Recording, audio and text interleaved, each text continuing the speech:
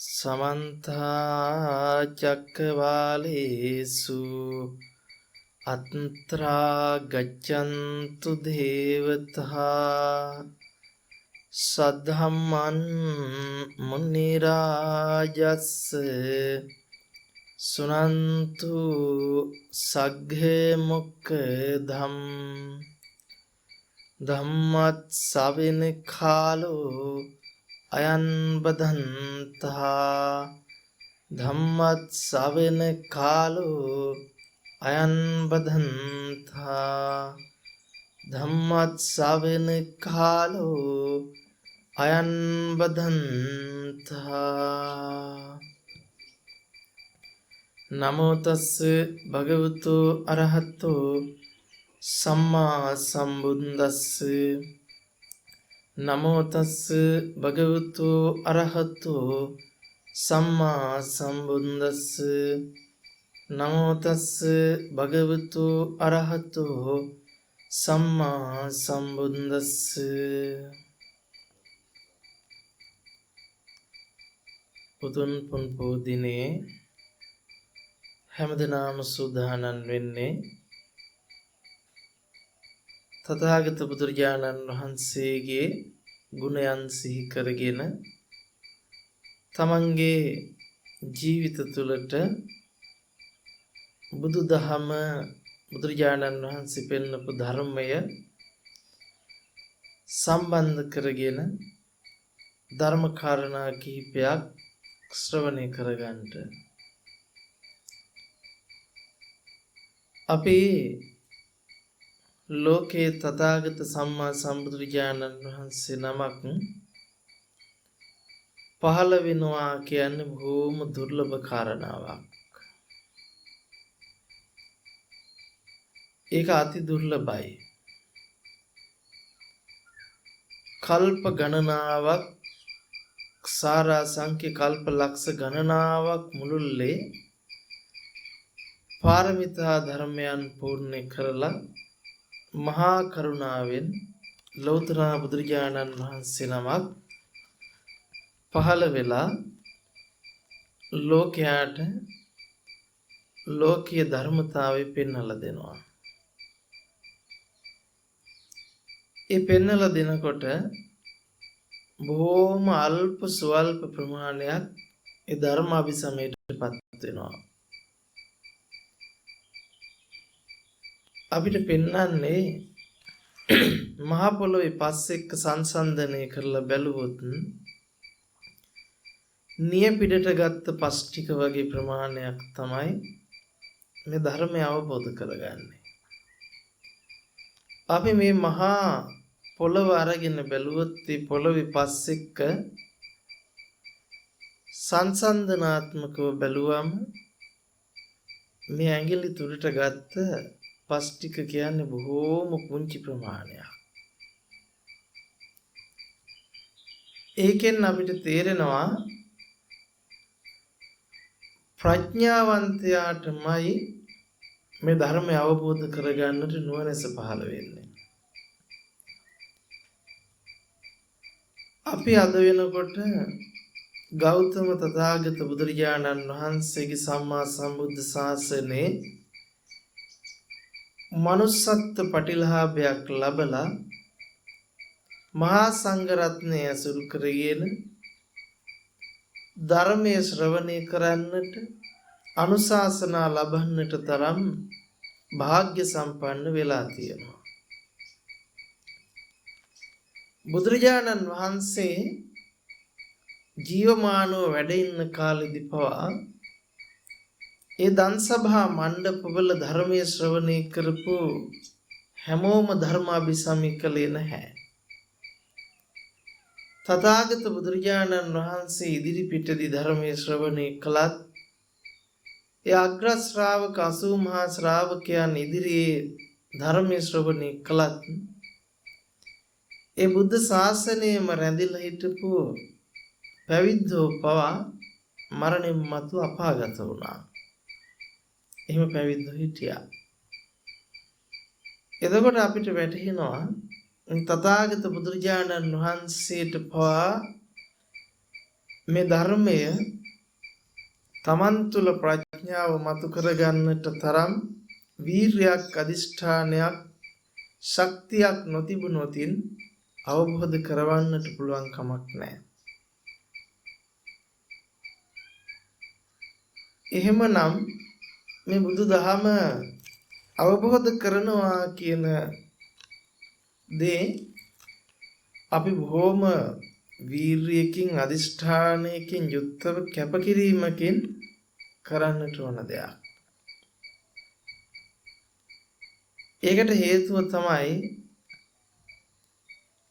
අවිද්‍යාව නැමැති ඝන අන්ධකාරයෙන් වෙලාගත් ලෝක සත්වයාට හරියට මිරිඟු දියේ වතුර නැති බව නොදන්නා සත්වෙක් මුවගොව්වේ ඒ මිරිඟු දිය මැත්තේම දුවල නැසෙන්නාසේ මේ ලෝක සත්වයාද ඒ ඝන අන්ධකාරයෙන් වෙලාගෙන පංචකාමයේ නැමැති ආස්වාදේ සාරවත් බවක් පිරුණු බවක් සැපවන්ත බවක් දකිමින් ඒ පසුපස හඹාගෙන යනවා අවබෝධයකින් තොරව අනවබෝධය තුල ඉඳලා. එහෙමනම් මේ තථාගත බුදුරජාණන් වහන්සේගේ ධර්මයේ ප්‍රඥාවන්තයට මේ ලෝකේ යථාර්ථය අවබෝධ කර ගැනීම පිණිසමයි. අපි මේ ලෝකේ පහළ වීම දිහාට හැරිලා බැලුවොත් මේ ලෝකේ මේ විදිහට පැවතිලා මේ ගෞතම බුද්ධ ශාසනයේ අහිමි වීමත් එක්කලා මිනිස්සුන්ගේ ආයුෂය පිරිහිලා ඒ ආයුෂය අවුරුදු 10ට අඩු වෙන කාලයක් එනවා. ඒ ආයුෂය අවුරුදු 10ට අඩු වෙන කාල සීමාව වෙනකොට අපිට කියනවා මේ සූර්යයා 7ක් පායනවා. ඒ කියන්නේ ඒ තරම් මේ මහා පෘථිවිය උෂ්ණ තාපයකින් වෙලා ගන්නවා. ඒ වෙනකොට මිනිස්සෙකුට කන්න බොන්න දෙයක් හොයාගන්න නැති මට්ටමට මේ පොළව නිස්සාර වෙනවා. එහෙම වෙලා ගිහිල්ලා මිනිස්සු කුසගින්නේ තන මැරෙන්න පටන් ගන්නවා. මිනිස්සු කුසගින්නේ මැරෙනකොට මිනිසයන්ට තියෙන බඩගින්න ඉවසා දරා ගන්නට බැරිව ළඟ ඉන්න කෙනාව මරාගෙන කන මට්ටමකට මුර්ග අදහස් මිනිස්සුන්ට පහළ වෙනවා. හරියට මිනිස්සෙක් තවත් මිනිස්සෙක් දිහා බලන්නේ කොටියෙක් මුවගොවෙක් දිහා බලන විදිහට. ඒ තරම් වෛරී හැඟීමකින් මුර්ග හැඟීමකින්. ඒ වෙනකොට දරුව ප්‍රසූත කරන අම්මලා කුසගින්න දරා ගන්නට බැරුව තමන්ගේම දරුවව මරාගෙන ආහාරයට ගන්න කාලයක් එන බව සඳහන් වෙනවා. අන්න ඒ විදිහට තමයි අවසානයේදී මේ කල්පේ විනාශය සිද්ධ වෙන්නේ. ඒ කාලවකවානු වෙනකොට මහා මුර්ග සම්වර්ෂාවක් ඇදහැලිලා මේ මහ පොළොවේ මිනිස්සු බොහෝ ප්‍රමාණයක් මරණයටපත් වෙලා කීප දෙනෙක් ගල් ගුහාවල හැංගිලා ඉතිරි වෙනවා. ඒ ඉතිරි වෙන අය කල්පනා කරනවා අපිට මේ විනාශය උනේ අපේ ಗುಣධර්ම පිරිහිච්ච නිසා කියලා. නැවත මනුස්ස ගුණධර්මයන් දියුණු කරගන්නකොට තමයි ක්‍රමක්‍රමයෙන් ආයුෂය වැඩි වෙලා ගිහිල්ලා එහෙම වැඩි වෙලා ආයුෂය අවුරුදු 20000ට එනකොට තමයි මෛත්‍රී බුදුරජාණන් වහන්සේ මේ ලෝකෙ පහළ වෙන්නේ. අපිට එතකොට තේරෙනවා දැන් වර්තමානයේ වන විට මිනිස්සුන්ගේ ආයු සංස්කාරය බොහෝම අල්ප ස්වල්ප ප්‍රමාණයකින් කෙරවල වෙනවා. අවුරුදු 60 ගණන් වලදී වර්තමාන પરම්පරාව 70 ඉක්මුවත් 60 ගණන් වලදී බහුතරයක් මරණයටපත් වෙනකොට අද උපදින දරුවාගේ ආයුෂය අවුරුදු 60ට වඩා අඩු වෙයි. අවුරුදු 50 සීමාවෙදී 40 සීමාවෙදී මරණයටපත් වෙන්නට ඒ ධර්මතාවය අනුව සිද්ධ වෙයි. අපි එහෙමනම් කල්පනා කරන්නට ඕන බුදු දහමට අනුකූලව අපි ਵਿਚාරය කරලා බැලුවොත් එන්න මිනිස්යන්ගේ අදහස් දුර්ජන වෙලා පාලකයෝ දුස්සීලවන්ත වෙලා ඒ මිනිස්සුන්ගේ මුර්ග අදහස් පහළ වෙනකොට ස්වභාව ධර්මයෙන් එන්න අහිතකර බලපෑම් සිද්ධ කරමින් මිනිස්යන්ට රෝග බිය මරණ බිය ඇති කරවමින් ආයු සංස්කාරේ පිරිහෙමින් යන කාලවකවානුවේ පෙර නිමිති පහළ වෙන්න පටන් ගන්නවා. මේක මේ විදියට සිද්ධ වීගෙන යනකොට ප්‍රඥාවන්තයන්ට පේන්න පටන් ගන්නට ඕන තව අපිට ලෞතර බුද්ධ ශාසනේ බුද්ධ වචනයට අනුව ධර්මය අවබෝධ කරන්නට තව කාලයක් තියෙනවා. ධර්මය අවබෝධය කරන ශ්‍රාවකයන්ට අනාගතයේ මේ ශාසනය තව ඉදිරියට පවතිනවා. ලෞතර බුද්ධ වචනයට අනුකූලවම මේ ධර්මයේ අවසාන වෙනතුරු පවතින්නේ මේ ශ්‍රී ලංකා දීපය තුළ මේ ලක් දෙරණ තුළ රැකෙන්නේ ආරක්ෂා වෙන්නේ. එතකොට බෞද්ධ වශයෙන් නාමිකව ඉන්න අපිට ඊට එහා ගියපු වගකීමක් පැවරෙනවා. ගිහි පැවිදි දෙපාර්ශ්වයටම මේ සම්මා සම්බුද්ධ ශාසනයේ උන්නතිය පිණිස ආරක්ෂාව පිණිස මතු පරපුරට ධර්මයේ දායාද කිරීම පිණිස අපි ගුණධර්ම වඩමින් බුද්ධ ශාසනයේ සුරක්ෂිත භාවය පිණිස කටයුතු කරන්නට. නමුත්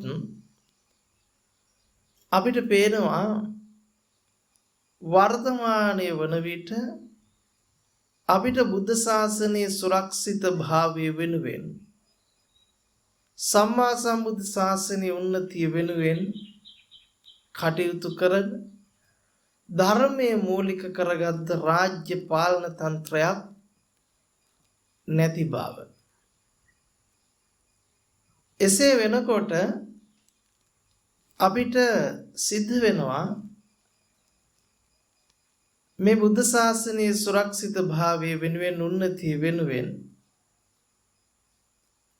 ධර්මානුකූල පැවැත්මකට සුදුසුකම් කියන විදිහට මහා සංඝරුවන සහ ඒ ධර්මයේ වටේ ඉන්න එහෙම නැත්නම් බුද්ධ ශාසනය ඇසුරු නිශ්චය කරන බුද්ධ ශාසනයේ වටිනකම දන්න පිරිසට එකතු වෙලා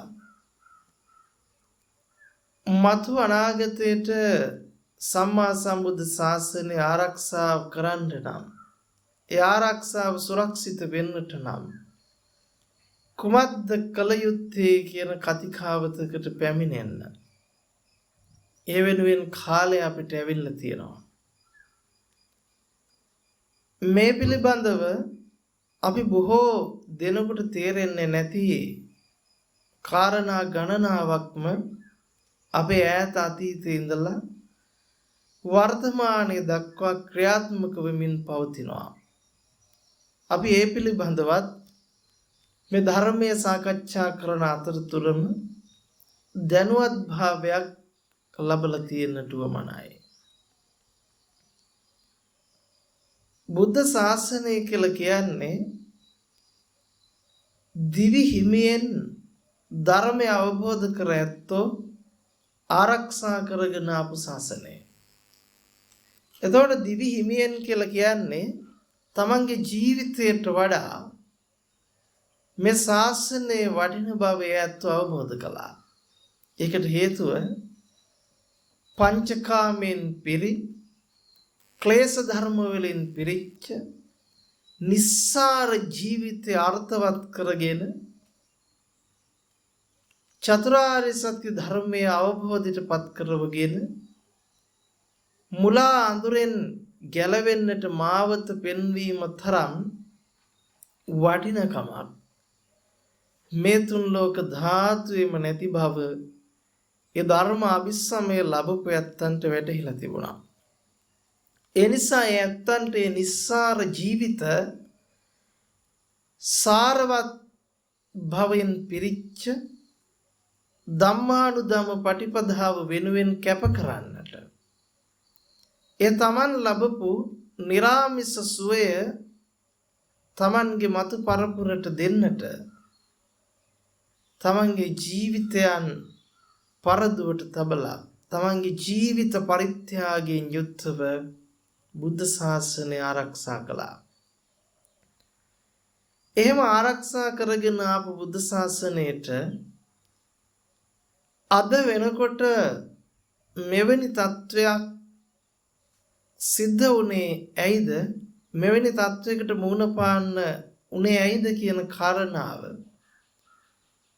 අපි අද වෙනකොට දැනුවත් භාවයේ නැහැ. ඒ දැනුවත් භාවය අපි අපේ ජීවිත තුළට ඇති කරගන්නට ඕනයි. එසේ දැනුවත් නොවුනොත් අපි නිකම් ඉපදුනාට ඉපදිලා ජීවත් වුණාට ජීවත් වෙලා සමාජෙ තිබුණු පළියට යමක් කරලා ඔහේ මැරලා යන පිරිසක් බවට පත් වෙයි. නමුත් මේ බුදුදහම අවබෝධයේ පිණිසත් ධර්මයේ වටිනකම තේරුම් ගැනීම පිණිසත් අපිට අද වෙනකොට අපි ඉන්න මුලාසහගත ස්වභාවය පිළිබඳව යම් දැනුවත් වීමක් වුමනා කරනවා. ඒ දැනුවත් වීම අපි ජීවිතයට එකතු කරගන්නට අවශ්‍යතාවයක් තියෙනවා.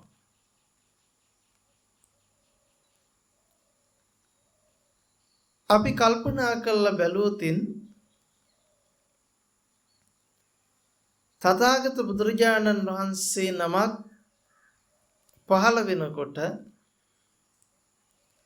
ඒ බුදුරජාණන් වහන්සේ නමක් පහළ වෙන්නේ රාජතාන්ත්‍රික කුලයක. එතකොට අපි දන්නවා ශාස්ත්‍රීය වංශික සුද්ධෝදන මහරජතුමාට දාව තමයි සිද්ධාර්ථ කුමාරයා උප්පත්තිය ලබන්නේ. ඒකට හේතුව තමයි රාජ අණ කියන එක මුළු ලෝකේ පුරාම පැතිරෙන දෙයක්. රාජ අණසකට සියල්ල යටත් වෙනවා. එතකොට රාජ අණ අභිභවා යන්නට බැරි කම නිසායි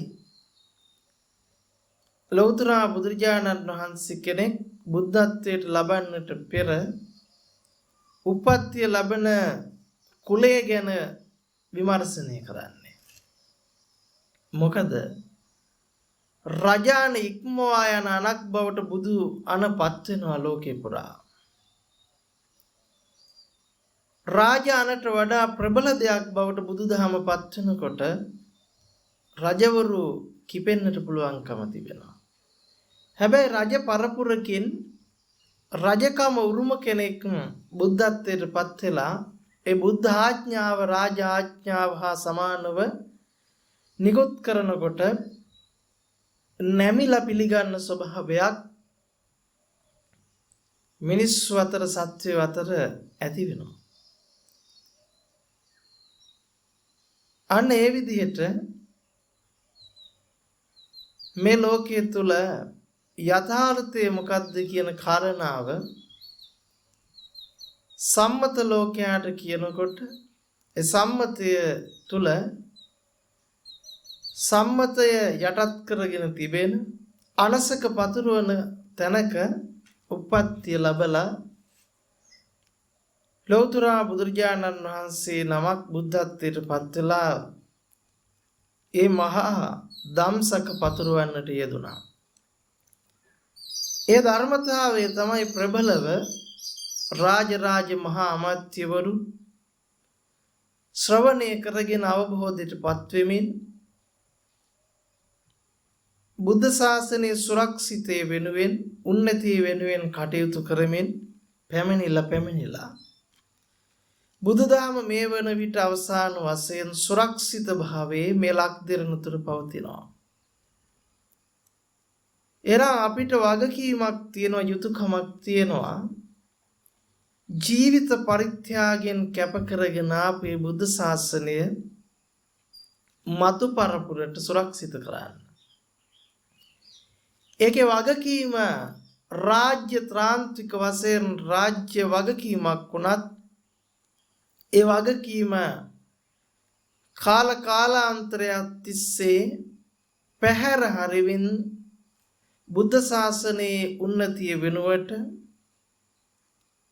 අපි ලෝකේ බොහෝ රාජ්‍යවලට යටත් වෙමින් ඒ රාජ්‍යවලට හිස නමමින් වහල් භාවයට පත් වෙමින් ආපු වහල් මානසික මට්ටම් නිසා අද වෙනකොට ඒ වගකීම ඒ යුතුයකම කියන කාරණාව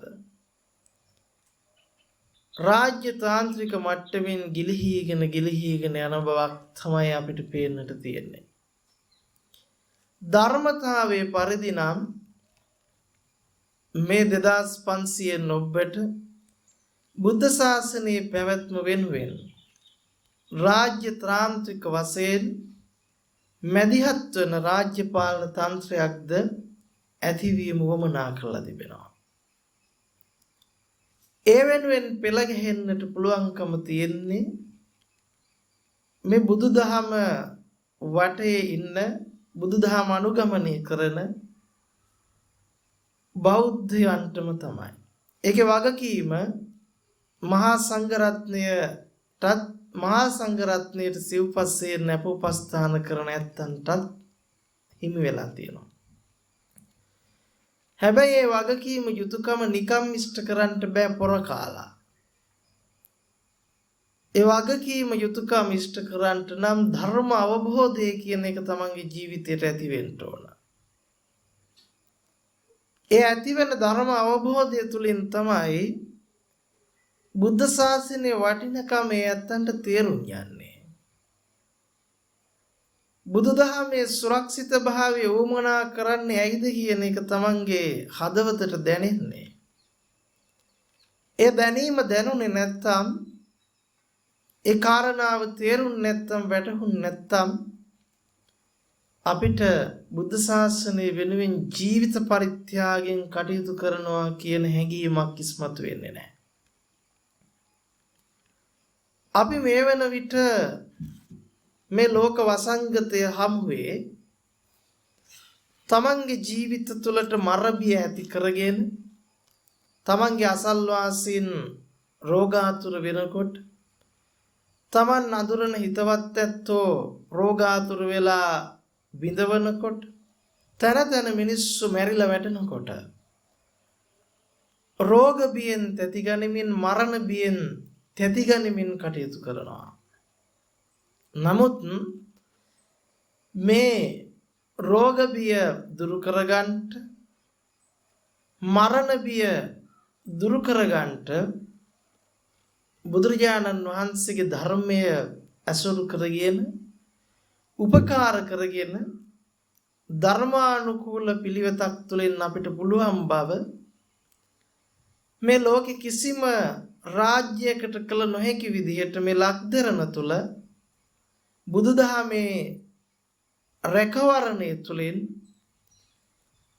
අපිට ඒ රෝගියත් පහ කරගෙන ඉදිරියට කටයුතු කරන්නට පුළුවන් ක්‍රමවේදයන් තියෙනවා. නමුත් ඒ ක්‍රමවේදයන් වලට යොමු වෙන්නට තරම් ඒ ක්‍රමවේදයන් පිළිබඳ දැනුවත් වෙන්නට තරම් ඒ ක්‍රම පිළිබඳ විමසිලිවන්ත වන්නට තරම් අපේ රාජ්‍ය පාලන තන්ත්‍රයට නුවණ නැහැ. නුවණ මදි. එතකොට මේ කාරණාවන් මේ ලක්දරන පුලා ව්‍යාප්ත වෙන්නට නම් ඒ රාජ්‍ය පාලන තන්ත්‍රයට මොලේ කල්පනාව තියෙන, ප්‍රඥාව තියෙන, සිහි නුවණින් කටයුතු කරන්නට පුළුවන් ඇත්ත පහළ වෙන්නට ඕන. එවැනි කාලවකවානුවක අවශ්‍යතාවය දැඩිසේ අපිට තියෙනවා. අපි මෙහෙම කිව්වට මේ කාරණාව තේරෙන්නේ නැහැ. මේ කාරණාව පිළිබඳව අපි ධර්මානුකූල ඇසකින් විචාරය කරලා බලන්නට උවමනයි. ධර්මානුකූල විචාරය කළොත් තමයි අපිට ඒක ඇත්ත නැත්ත මොකක්ද කියලා පේන්නට පටන් ගන්න. අපි වචනෙට විතරක් අපේ අතීත ශ්‍රී විභූතිය ගැන කතා කරනවා. අතීතයේ අපිට මෙවැනි යුගයක් තිබුණාය. ඒ වගේ නටමුන් මෙහෙම තියෙනවාය, අතන තියෙනවාය, මෙතන තියෙනවාය. ප්‍රෞಢ ශ්‍රී ලාංකිකයෝ ප්‍රෞಢ ඉතිහාසයකට හිමිකම් කියනවා කියලා අපි කතා කරනවා. හැබැයි අපි කවුරුත් විමසලා බැලුවේ නැහැ. ඒ රාජ්‍ය පාලන තන්ත්‍රයෙන් මෙපිටට ආපු ආණ්ඩුක්‍රම ව්‍යවස්ථාවෙන් පස්සේ ඒ ප්‍රෞಢ ජාතියට මොකද වුනේ? ඒ ශ්‍රේෂ්ඨ ජාතියට මොකද වුනේ? ඒ ප්‍රෞಢ රාජ්‍යයට මොකද වුනේ? ඒ ශ්‍රේෂ්ඨ රාජ්‍යයට මොකද වුනේ? තව අවුරුදු 100ක් අනාගතයට වර්තමානයේ ගැන කියන්නට ප්‍රෞಢත්වයක් අද තියෙනවද කියන දේ. ශ්‍රේෂ්ඨත්වයක් ගැන කතා කරන්නට අද තියෙනවද කියන දේ විමසන්නට තරම් අපි යොමු වුණේ නැහැ. අපිට ප්‍රඥාව මතුවුණේ නැහැ. අන්න ඒ දෝෂය කොතනද කියලා අපි හොයන්නට උවමනයි. ඒක අපි හොයාගත්තේ නැත්නම් ඒ පිළිබඳ අපි දැනුවත් වුණේ නැත්නම් පුදුම අභාග්‍ය සම්පන්න යුගයක් අපිට උරුම වෙනවා. හැබැයි අභාග්‍ය භාග්‍යයක් බවට පත් කරගන්නට තරම් ප්‍රඥාව නුවණැස අපි පහළ කරගත්තොත් අර ලෝකෙම උතුම් රට ශ්‍රී ලංකා දීපයයි කියලා කියපු දේ අපිට යථාර්ථයක් බවට පත් කරන්නට පුළුවන්. හැබැයි සමහර ඇත්තෝ කියනවා මෙහෙම උතුම් වෙන්නේ කොහොමද? වෙන රටවල් දිහාට හැරිලා බැලුවොත් වෙන රටවල් පුදුම දියුණු යුගයක ඉන්නේ, අපි තවම ප්‍රාථමික මට්ටමක ඉන්නේ කියලා කියනවා. හැබැයි මේ දියුණුව සහ ප්‍රාථමික මට්ටම කියන එක අපි අද දකින්නේ හරියට අන්ධයා අලියාගේ හැටි කිව්වා වගේ, අන්ධයා කොකාගේ හැටි කිව්වා වගේ, අන්ධයා කිරි කෑවා වගේ. අපි මෙහෙම තේරුම් ගමු මේ කතාව. දැන් හිතමු අද වර්තමානයේ පහළ වෙන දරුවෙක් අද මේ පරිසරය තුල ඉපදිලා ජීවත් වෙලා හැදෙනකොට වැඩෙනකොට ඒ කිසිම දරුවෙකුට ඒ අපේ අතීතයේ තිබුණු ඉතිහාසය පිළිබඳව දැනුවත් වෙන්න පොතපතකවත් දැනුවත් කිරීමක් අපිට අද තියෙන අධ්‍යාපන ක්‍රමවේදය තුල නැහැ. බුදුදහම කියන්නේ මෙන්න මේ වගේ දෙයක් කියලා දැනුවත් වෙන්න, දැනුවත් භාවයටපත් වෙන්න වටපිටාවක් පරිසරයක් දෙමාපියොත් හදලා දෙන්නේ නැහැ. පුංචි කාලේ ඉඳලා දරුවන්ට පොවන්නේ අර මිෂනාරි අධ්‍යාපන ක්‍රමය තුලින් ගෙනල්ලා දීපු අපිවත් නොදන්න අපිත් අහුවිච්ච මුලාසහගත අදහස්. ඒ අදහස් ටිකෙන් පෝෂණය වෙන දරුවෙක් යොමු වෙන්නේ වහල් මානසික මට්ටමකට මිසක ඒ වහල් මානසික මට්ටමින් තොරව හිතන්නට පුළුවන් විවෘත භාවයක් ඒ දරුවන්ගේ හිත තුළ විවෘත වෙන්නේ නැහැ. ඒ තරමටම අපි නොදන්නවා වුණාට මේ අධ්‍යාපන රටාව ඇතුලේ අපිව පුදුම විනාශයකට, පුදුම විකෘතියකට, පුදුම මන්ද මානසික මට්ටමකට අරගෙන ඇවිල්ලා හමාරයි. මේ කතාව තේරුම් ගන්නට නම් මම හිතන්නේ කෙස් පැවුණු අවුරුදු 40 50 60 70 මිනිස්සු පවා මේ කතාව පිළිබඳ දැනුවත් නැහැ. ඒ තරමටම මීට අවුරුදු 70කට 80කට පෙර ඉඳලම අපෙන් මේ ඇත්ත අතීතය වසන් කරමින් වහමින් මේ වෙනකම් මහ විනාශයකටපත් වෙලා. සමහර ඇත්තෝ අහනවා මේ ඉතිහාසයේ ඒ තරම් වෙනස් වෙලා නම් වෙනස් වෙච්ච විදිය කොහොමද? පරම්පරාගතව එහෙමනම් මේ ඉතිහාස කතාව එන්න ඕනේ. එනිසා මේ ඉතිහාසය වෙනස් වෙන්න බෑ. පරම්පරාගත වෙනකොට ඒ කතාව ඒ විදිහට පවතින්නට ඕනේ කියලා අපි කියනවා. අපි බලමු ඒක පරම්පරාගතව මේ විදිහට බොරුවක් වර්ධමානයේ වෙනකොට සමාජගත වෙන්න හේතුව කොයි විදිහටද එදා හැදුනේ කියන එක. ඒක අපි කවුරුත් දන්නේ නැති කතාවක්. අපි කවුරුත් හොයන්නේ නැති පැත්තක්. අපි කවුරුවත් දැනුවත් නැති පැත්තක්.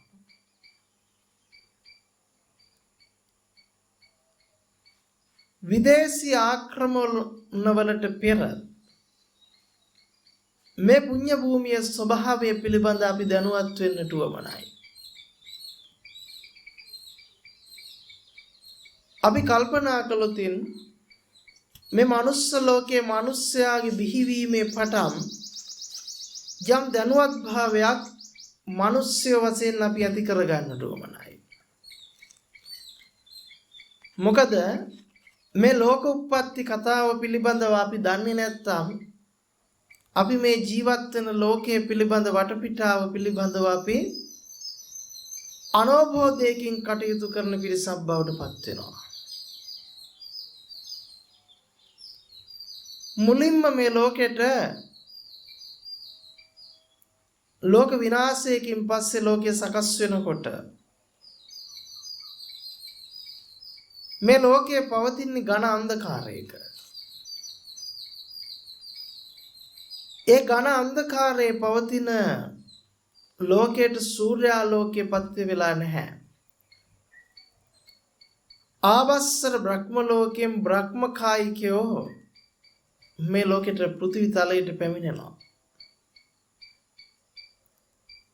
පෘථිවි තලයට පැමිණිලා පෘථිවියට බහිනවා. බහැලා මේ පෘථිවිය ලෙව කාලා බලනවා. එතකොට මේ පෘථිවි රසය මීවැල් බෑයක වගේ රසයෙන් යුක්තයි, මීපැණි වගේ රහයි. ඉතින් මෙන්න මේ විදිහට පෘථිවිය ලෙව කනකොට එක්කෙනෙක් අනිත් ඇත්තොත් ඒ අනුව පෘථිවිය ලෙව කන්න පටන් ගන්නවා. මෙහෙම පෘථිවිය ලෙව කනකොට මේ පෘථිවි රසයට තෘෂ්ණාව පහළ වෙනවා. ඒ තෘෂ්ණාව පහළ වෙනකොට මේ බ්‍රහ්ම කායිකයන්ගේ ආලෝකය අතුරුදහන් වෙනවා. බ්‍රහ්ම කායිකයන්ගේ ආලෝකය අතුරුදහන් වෙලා සූර්යාගේ පහළවීම සිද්ධ වෙනවා. මේ විදිහට තෘෂ්ණාව යටපත් කරපු ආවස්සර බ්‍රහ්ම ලෝකෙන් ආපු බ්‍රහ්මයන්ගේ තෘෂ්ණාව මෝරන්න පටන් ගන්නවා. තෘෂ්ණාව වැඩි වෙලා පොළොව රසයේ වැඩියෙන් ආහාරයට ගන්න පටන් ගන්නකොට පොළොව රසය අතුරුදහන් වෙනවා. එතකොට මේ පොළොව රසය අතුරුදහන් වෙලා මේ පොළවේ පහළ වෙනවා බදාලතා කියලා වැල් වර්ගයක්. එතකොට මේ වැල් ප්‍රණීත කිරි රසයකින් යුක්තයි. එතකොට මේ වැල් කන්න පටන් ගන්නවා. එහෙම ඒක වැඩිපුර කනකොට ඒක අතුරුදහන් වෙනවා. ඊළඟට පහළ වෙනවා බිම්මල් වර්ගයක්. ඒකත් කාගෙන යනකොට ඒක අතුරුදහන් වෙනවා. ඊළඟට පහළ වෙනවා ස්වයංජාත ඇල්හාල්. ඒක අපිට තියෙන ගහෙන් කඩාගෙන ඇවිල්ලා එහෙම කන්න. ආය අලුතෙන් හදන්න දෙයක් නැ ඉබේ පහළ වෙනවා. හැබැයි ඒකත් ගබඩා කරගෙන කන්න ගබඩා කරන ප්‍රමාණය වැඩි වෙන්න තෘෂ්ණාව වැඩි වෙන්න ඒ දේ අතුරුදහන් වෙනවා. එතකොට මෙන්න මේ විදිහට අර ආවස්සර බ්‍රහ්ම ලෝකේ බ්‍රහ්මයන්ගේ ආලෝකය අතුරුදහන් වෙලා ශරීර වර්ණය අතුරුදහන් වෙලා ශරීරේ ප්‍රතාපවත් බව අතුරුදහන් වෙලා දුර්වර්ණ වෙන්න පටන් අරගෙන ඒ බ්‍රහ්මයෝ දිහා බලන් ඉන්නකොට කාමුක හැඟීම් පහළ වෙලා ස්ත්‍රී පුරුෂ ભેදය පහළ වෙලා මේ දක්වා මිනිස්සුන්ගේ ව්‍යාප්තිය සිද්ධ වෙලා තියෙනවා. හැබැයි හිතලා බලන්න බ්‍රහ්මයෙක් කියලා කියන්නේ බොහොම නිදහස් මානසික මට්ටමක හිටපු කෙනෙක්. බ්‍රහ්මයෙකුට කන්න බොන්න හරි හම්බු කරන්නට වෙහෙස වෙන්න මහන්සි වෙන්න උවමනා කරලා තිබුණේ නැහැ. නමුත් තෘෂ්ණාව මූලික කරගත්ත නිසා තමන්ගේ ජීවිත තුළට එහෙම නැත්නම් බ්‍රහ්මයන්ට එන්න තෘෂ්ණාවත් එක්ක මොකක් වුණාද? කෑම බීම වමනා කරපු නැති ධාන සුවයෙන් හිටපු බ්‍රහ්මයන්ට ආහාරය වමනා කළා. ඊට පස්සේ කයේ නඩත්තුවක් නොතිමිච්ච බ්‍රහ්මයන්ට කය නඩත්තු කරන්නට සිද්ධ වුණා. කය රෝගාබාධ වලට පත් වෙන්න සිද්ධ වුණා. කායික දාහය පෙළීම ඇති වෙන්න පටන් ගත්තා. මානසික සහනය අතුරුදහන් වුණා. එන්න තමන්ගේ ජීවිතයේ අර කායික දාහය සංසිඳවාගෙන පහසුව ලබා ගන්නට වෙහෙස වෙන්න වමනා කළා. තෘෂ්ණාව වැඩි වෙන්න මේ ස්වභාව ධමෙන් අපිට පහසුව ලං කරන්නේ ස්වභාව ධමයට ඒ තෘෂ්ණාව මොකක් වෙනවද? බලපානවා. ඒක අපිට තේරෙනවනේ. ඒ ලෝක උප්පත්ති කතාවේ ඉඳලා බැලුවම තෘෂ්ණාව වැඩි වෙන්න ඊතා ගුණදායකව පහසුවෙන් මේ මහ පොළවෙන් දායාද කරපු දේවල් අහිමි වෙනවා. ගුණ අහිමි වෙනවා. ගුණ අහිමි වෙලා ගිහිල්ලා අතීතයේ අපිට තිබ්බ ගුණදායක කිසිවක් වර්තමානයේ වෙන විට නැහැ. එයයි ගුණය අතුරුදහන් වෙනකොට තෘෂ්ණාව වැඩි වෙන්න ගුණය අතුරුදහන් වෙනවා. මෙන්න මේ විදිහට මිනිස්සු තෘෂ්ණාවෙන් වාසය කරගෙන කාලාන්තරයක් පැවතගෙන එනකොට ලෝකේ ලෞතර තථාගත බුදුරජාණන් වහන්සේ නමක් පහළ වෙනවා. ඒ පහළ වෙලා ලෝකයාට කියලා දෙනවා ලෝක උප්පත්ති කතාව මෙන්න මේ විදිහට සිද්ධ වුණාය කියලා. එතකොට ලෝකයේ පිරිහීම සිද්ධ වෙච්ච විදිහ ආවස්සර බ්‍රහ්ම ලෝකයෙන් නැවිලා ඒ බ්‍රහ්මයෝ තෘෂ්ණාව නිසා මිනිස්සුયો බවට පත් වෙලා ජරා මරණ ව්‍යාධි දුකෙන් පෙළමින් අනන්ත දුක්ඛිත ස්වභාවයකින් කටයුතු කරන විදිහ කතාව පෙන්නලා ලෝකයට ඊතර වෙන්න තියෙන එකම මාර්ගයේ ප්‍රතිපදාව චතුරාර්ය සත්‍ය ධර්මයේ බව දේශනා කොට වදාරනවා. එතකොට යම් පිරිසක් මේ ධර්ම අභිසමය ලබනවා. ඒ ධර්ම අභිසමය ලැබපු ඇත්තෝ මේ සසර කතරින් ඈතර වෙනවා, මේ මුලා අඳුරින් ඈතර වෙනවා. අන්න එතකොට තේරුම් ගන්නවා මිනිස්සු තෘෂ්ණාව නිසා තමයි මෙච්චර විනාශයකටපත් වෙලා තියෙන්නේ. රත්තරන් රිදී මුතුමැණික් භවභෝග සම්පත් මේ සියල්ලම මිනිසුන් විසින් තෘෂ්ණාව වෙනුවෙන් පනවාගත් සම්මත රාමෝ. එහෙම නැතුව රත්තරම් දන්නේ නැහැ රත්තරන් කියලා. මැණික් දන්නේ නැහැ මැණික් කියලා, මුතු දන්නේ නැහැ මුතු කියලා. ඒතකොට මේ මහ පොළව රත්තරන් රිදී මුතු මැණික් බවට හංවඩු ගහලා වැටමායින් ගහලා බෙදාගෙන මිනිස්සු මොකද්ද කරන්නේ? මානසික උම්මත්තකයෝ බවට පත් වෙලා රත්තරන් රිදී මුතු මැණික් කියන සම්මතය තමන්ගේ අතුලාන්තයට කාවද්දගෙන බැලී නම් නැති වටිනකමක් හිත තුල ආරූඪ කරගෙන පිස්සු වෙන්න වගේ දුවන්න පටන් ගන්නවා. හැබැයි මේ කාරණාව ලෞතුරා බුදුබණ හමුවේ තේරුම් ගත්ත මිනිස්සු, එහෙම නැත්නම් රාජ මහා අමාත්‍යවරු, සිටුවරු, ධන කුවේරවරු තමන්ගේ තිබුණු සියලු ධනය ශේෂත ඒ ධර්ම අභිසමය හනුවේ බුද්ධ ශාසනය වෙනුවෙන් කැප කරනවා. බුද්ධ ශාසනයේ උන්නතිය වෙනුවෙන් කැප කරන්න පටන් ගන්නවා. ඒ අත තේරුම් ගන්නවා මේ රත්තරන් රිදී මුතුමැණික් වල නෙවෙයි, භවභෝග සම්පත් වල නෙවෙයි මේ වටිනකම් තියෙන්නේ. මේ සියලු වටිනාකම් මානසික විකෘති භාවයකින් යුක්තව පනවාගත් උමුතුවක්.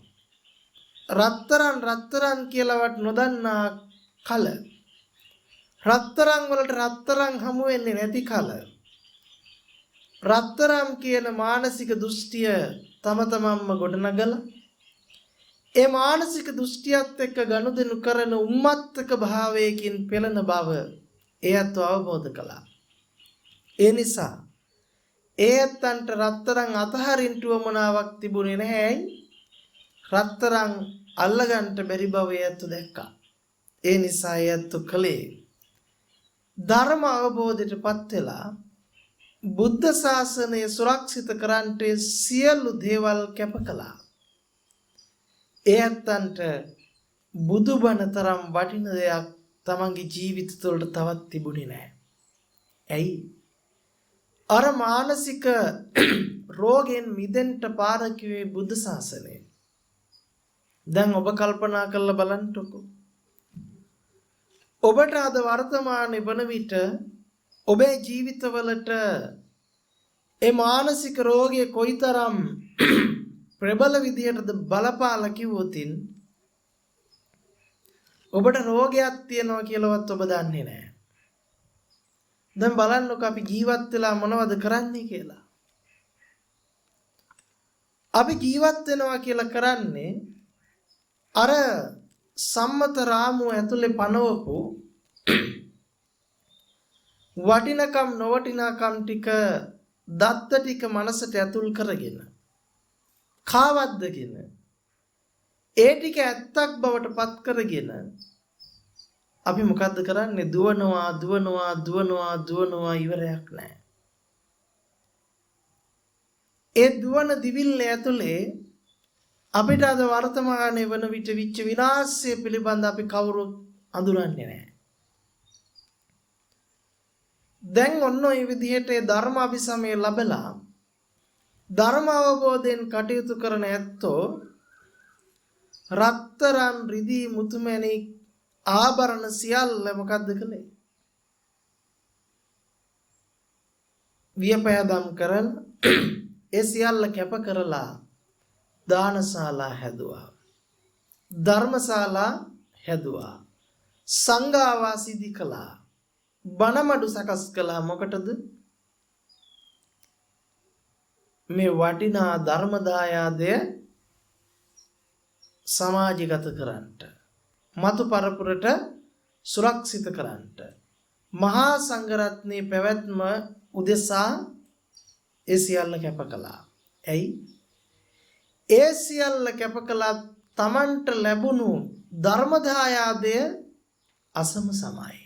කිසිම දෙයකට සම කරන්නට පුළුවන් කමක් නැහැ. හිතන්නකෝ. තමන් ඉන්නේ පිස්සුවක කියලා තේරුම් ගන්න එකම කොයිතරම් වාග්යක්ද කියලා. තමන්ට තියෙන උම්මත්තක රෝගයක් බව නොදන්නා සමාජයක් ඇතුලේ ඒක රෝගයක් ලෙඩක් කියලා තේරුම් ගන්න එකම පුදුම වාග්යක්. ඒතර ඒ වාග්ය ලබන්නට තරම් පුණ්‍යවන්ත වුණා එදා හිටපැත්තෝ. එතකොට අපි කල්පනා කරගත යුතුයි ඒ පිළිබඳ මනා අවබෝධයටපත් වුණාට පස්සේ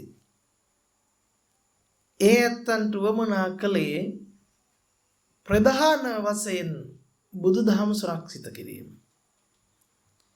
දැන් අපේ හෙළ දීපේ දිහාට හැරිලා බැලුවොත් බුදුදහමෙන් ස්වයංපෝෂිත වුණු ධර්මයේ මූලික කරගත්ත පාලන රටාවක් තිබුණු බව අපිට තේරෙනවා. එතකොට රාජ්‍ය පාඨය උනේ මොකද්ද? රජවරුන්ගේ පාඨය උනේ දැක්ම උනේ බුදුදහම සුරක්ෂිත කිරීමත් ඒ බුදුදහම මතු පරපුරට දායාද කිරීමත්. ඒක තමයි රජවරුන්ගේ තේමාව, පාඨය. එතකොට ඒ වෙනුවෙන් තමයි රාජ්‍ය පාලන තන්ත්‍රය සකස් වුනේ. අපිට අද මේව විහිළුවක් වගේ. අපිට එහෙම පාලන තන්ත්‍රයක් අම්මා මුත්තා කාලේවත් අහන්න නැහැ.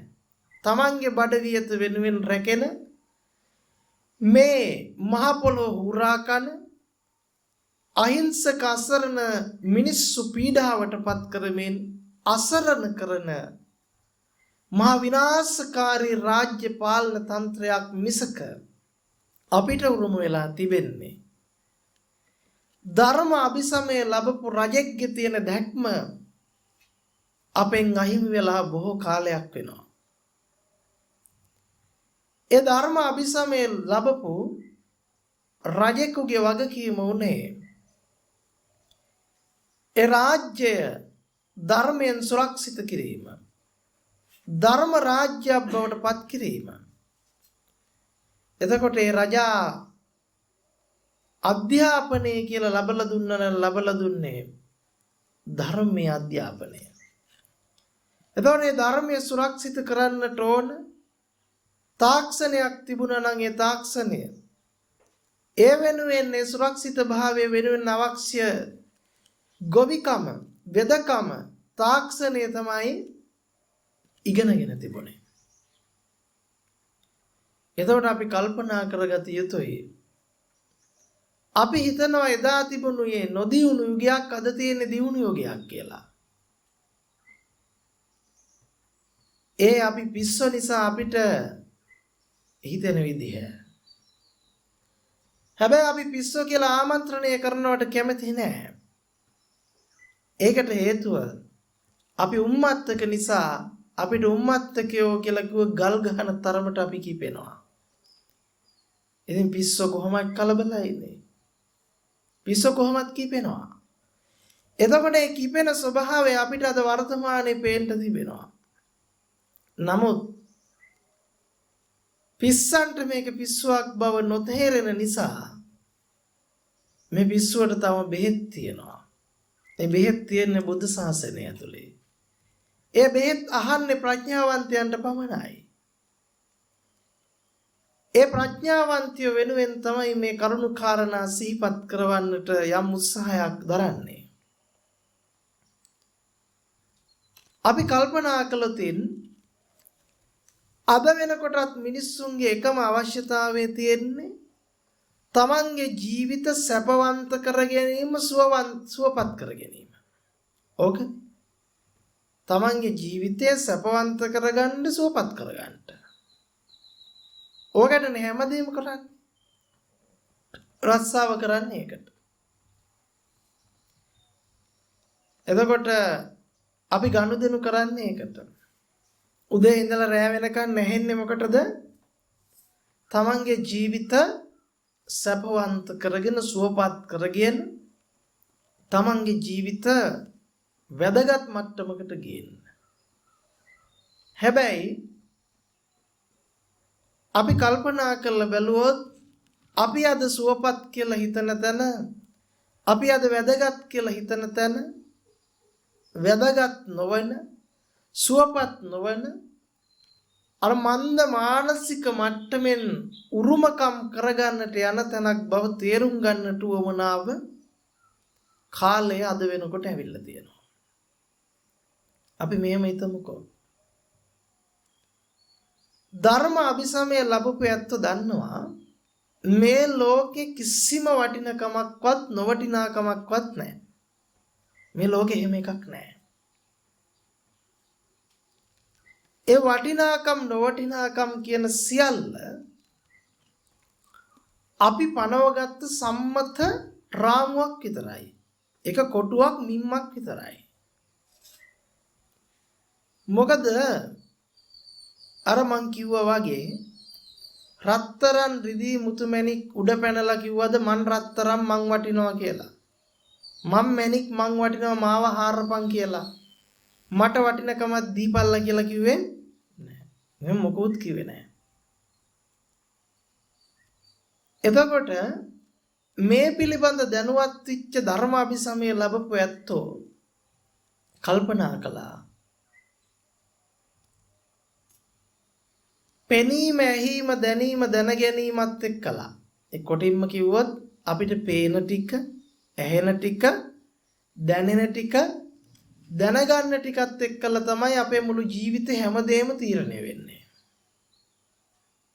ඒකනේ ඇත්ත. පේන, ඇහෙන, අත්දකින්න ටිකනේ අපේ ජීවිතේ වෙලා තියෙන්නේ අද වෙනකොට. නමුත් මේ පෙනීම, ඇහිීම, දැනීම, දැනගැනීම එක්කලා පෙනීමේ ඇත්ත දකින්න, ඇහිීමේ ඇත්ත දකින්න, දැනීමේ ඇත්ත දකින්න, දැනගැනීමේ ඇත්ත දකින්නට තරම් මානසික මට්ටමක් නුවණක් අපිට අද වෙනකොට නෑ. ඒකට හේතුව පෙනීම අපිට අද වෙනකොට රත්තරන් වෙලා, රිදී වෙලා, මුතුමැණික් වෙලා, වටින නොවටිනාකම් වලින් පිරිච්ච දෙයක් බවට පත් වෙලා. හැබැයි පෙනීම කවදාකවත් පෙනීමෙන් එහාට රත්තරන් රිදී මුතුමැණික් වෙන්නේ නැහැ. පෙනීම පෙනීමක්මයි. නමුත් පෙනීම රත්තරන් රිදී මුතුමැණික් බවට පත් කළේ අපේ මානසික මට්ටම් වලින්, අපේ රාමු වලින්, අපේ සංකල්ප වලින්, අපේ සම්මත වලින්. එතකොට අපි අද පෙනීම ගැන හොයන එක පැත්තක තියලා අපි හෙව්වේ සංකල්ප ගැන, රත්තරන් ගැන, රිදී ගැන, මුතුමැණික් ගැන, වටිනාකම් නොවටිනාකම් කරපින්නගෙන ඒ වටිනාකම් නොවටිනාකම් එක්ක හැප්පෙනවා මිසක පෙනීම කියන කාරණාව සිද්ධ වෙන්නේ කොහොමද කියලා හොයන්න තරම් නුවණක්, ධර්මයක් මතු කරගන්නට අපිට නුවණසක් හෝ අනුශාසනාවක් සිද්ධ වුණේ නැහැ. එහෙමනම් ඔන්න අපි කල්පනා කරලා බලන්න ඕන මේ ධර්ම අභිසමය ලැබපු මිනිස්සු ඒ ධර්මයේ හැර තමන්ගේ ජීවිතේට මතු පරපුරට දෙන්න තවත් දායාදයක් නැති බව දැක්කා. ඇයි? පිස්සුව සනීප වෙච්ච මිනිස්සෙක් තව කෙනෙකුට පිස්සුව හදවන්න කැමති නැහැ. ඒ මානසික ලෙඩේ තව කෙනෙකුට දෙන්න කැමති නැහැ. ඒ නිසා ඇත්ත නිදහස් වුණා. ඒ ඇත්ත කොයිතරම් නිදහස්ද කිව්වොත් දැන් ඔබ මෙහෙම කල්පනා කරන්නකෝ. හරියට ඔබ හිතන්න, මම මේ වෙනවට කියනවා නෙමෙයි. ඔබ හිතන්න මේ වසංගත රෝගය ව්‍යාප්ත වෙලා ගිහිල්ලා ඔබ විතරක් ඉතිරි වෙද්දි ඔක්කොම මැරෙනවා. තමන්ට ගලප ගන්න. ඔබ විතරක් ලෝකේ ඉතුරු වෙද්දී අනිත් හැමෝම මැරෙනවා. ඔබ විතරයි ලෝකේ ඉන්න එකම එක කෙනා. දැන් මුළු ලෝකෙම අයිතිකාරයා ඔබ. එතකොට ලෝකයේ තියෙන රත්තරන් වල හිමිකාරයා කවුද? ඔබ. මණික් වල හිමිකාරයා ඔබ. මිල මුදල් වල හිමිකාරයා ඔබ. යාන වාහන දේපල වල හිමිකාරයා කවුද? මුළු ලෝකෙම දේවල් වල ඔබ තමයි. දැන් ඔබ කල්පනා කරලා බලන්න. ඔබට දැන් කළු ගලුයි රත්තරනුයි කළු ගලුයි මණිකුයි එක හා සමාන වෙනවා. ඇයි? දැන් ඔබ මණික් ගෙනල්ලා මොනවද කරන්නේ? දැන් ඔබ තනියෙන් ඉන්නේ කල්පනා කරලා බලන්න. ඔබ මුදල් ගෙනල්ලා මොනවද කරන්නේ? දැන් ඔබට මුදල් තිබ්බත් එකයි නැතත් එකයි. වැඩක් නැහැ. කරන්න දෙයක් නැහැ. දැන් ඔබට රත්තරන් තිබ්බත් එකයි නැතත් එකයි. දැන් මේ මානසික මට්ටමට ඇවිල්ලා බැලුවොත් අන්න එදාට රත්තරන් රිදී මුතුමැණික් මිල මුදල් කියන දේවල් වල වටිනකම අතුරුදහන් වෙනවද නැද්ද? ඔබේ මනසෙන් අතුරුදහන් වෙනවා. ඒ මනසේව තියාගෙන වැඩක් නැහැ. වටිනවා කියලා කාට පෙන්වන්නද? වටිනවා කියලා ඒ වගේ මොනව කරන්නටද නේ? දැන් අද වෙනකොට අපිට කරලා තියෙන්නේ මොකක්වත් නෙවෙයි. ඒ දේවල් වලට සම්මත රාමුවක් දාලා වටිනකම් නොවටිනකම් දාලා අපි ඒ අනුව සමාජ රාමු හදලා පැලැන්ති හදලා ඒකට වහල් වෙලා ඒක ASCII යම යුද්ධයක් කරනවා. වෙන දෙයක් හිතන්ට කාලයක් වෙන දෙයක් වෙනුවෙන් ප්‍රඥාව මෙහෙවන්ට කාලයක් අපිට නැහැ. අපි අර රාමු ඇතුළේ හිර කළාද නැද්ද? ඒක ඇතුළේ හිර කළා. ප්‍රඥාව මෙහෙවන්ට බෑ. ඔබ කැමති නෑ මහපාර හිඟන්නෙක් වෙනවට. ඇයි? තමන්ගේ වටිනකම තමන්ට නැති වෙනවා. තමන්ට තියෙන සමාජ තත්ත්වේ තමන්ට නැති වෙනවා. හැබැයි ඔබ හොඳට කල්පනා කරලා බැලුවොත් මේ සියල්ල ඔබ පනවගත්ත සම්මත ඇතුලේ ඔබ උම්මත් එක්ක කරපු දැක්මක් විතරයි. ඔබට තේරෙනවා රත්තරන් රිදී මුතුමැණික් වල වටිනකම පවතින්නේ සම්මතයක් ඇතුලේ මිසක යථාර්ථයක් නොවේ. යථාර්ථයක් නොවන සම්මත සංකල්පීය රාමුවක් ඇතුලේ ඔබ ගත කරපු ජීවිත වලින් ඇති වැඩක් තියේද කෙස් පැහැනකම්. ඇයි? ඇත්ත කියන මාත්‍රයක්වත් ජීවිතයට උරුමකම් කරගන්න බැරුව අර සම්මත රාමයේ මාත්‍රයක්වත් ඔබට ගිහිල්ලා හිතන්ට තරම් ප්‍රඥාව නැතුව උම්මත්තකයෝ වගේ පිස්සු බල්ලෝ වගේ අර සංකල්පීය රාමුව තුල දුවනවා කෙරවලක් නැහැ. හති විතරයි. හරියට මස් නැති කටුවක් හපන බල්ලෙක් වගේ. හපනවා හති දාගෙන කෙල පෙරාගෙන හපනවා හති විතරයි. උගේ බඩ පිරෙන්නේ.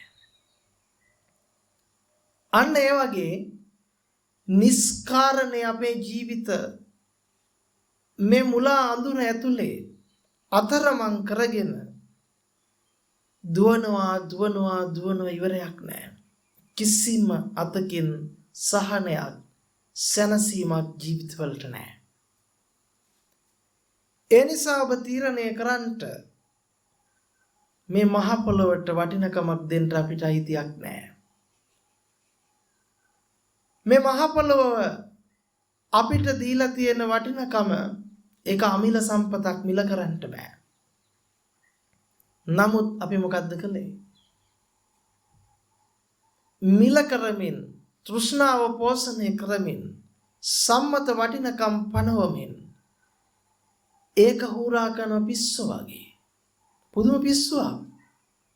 දැන් කල්පනා කරලා බලන්නකෝ. ඔබට මේ අර පනවපු සම්මතයේ ගිලගෙන ගිජු වෙනවා කියන්නේ කොයිතරම් රෝගයක්ද කියලා.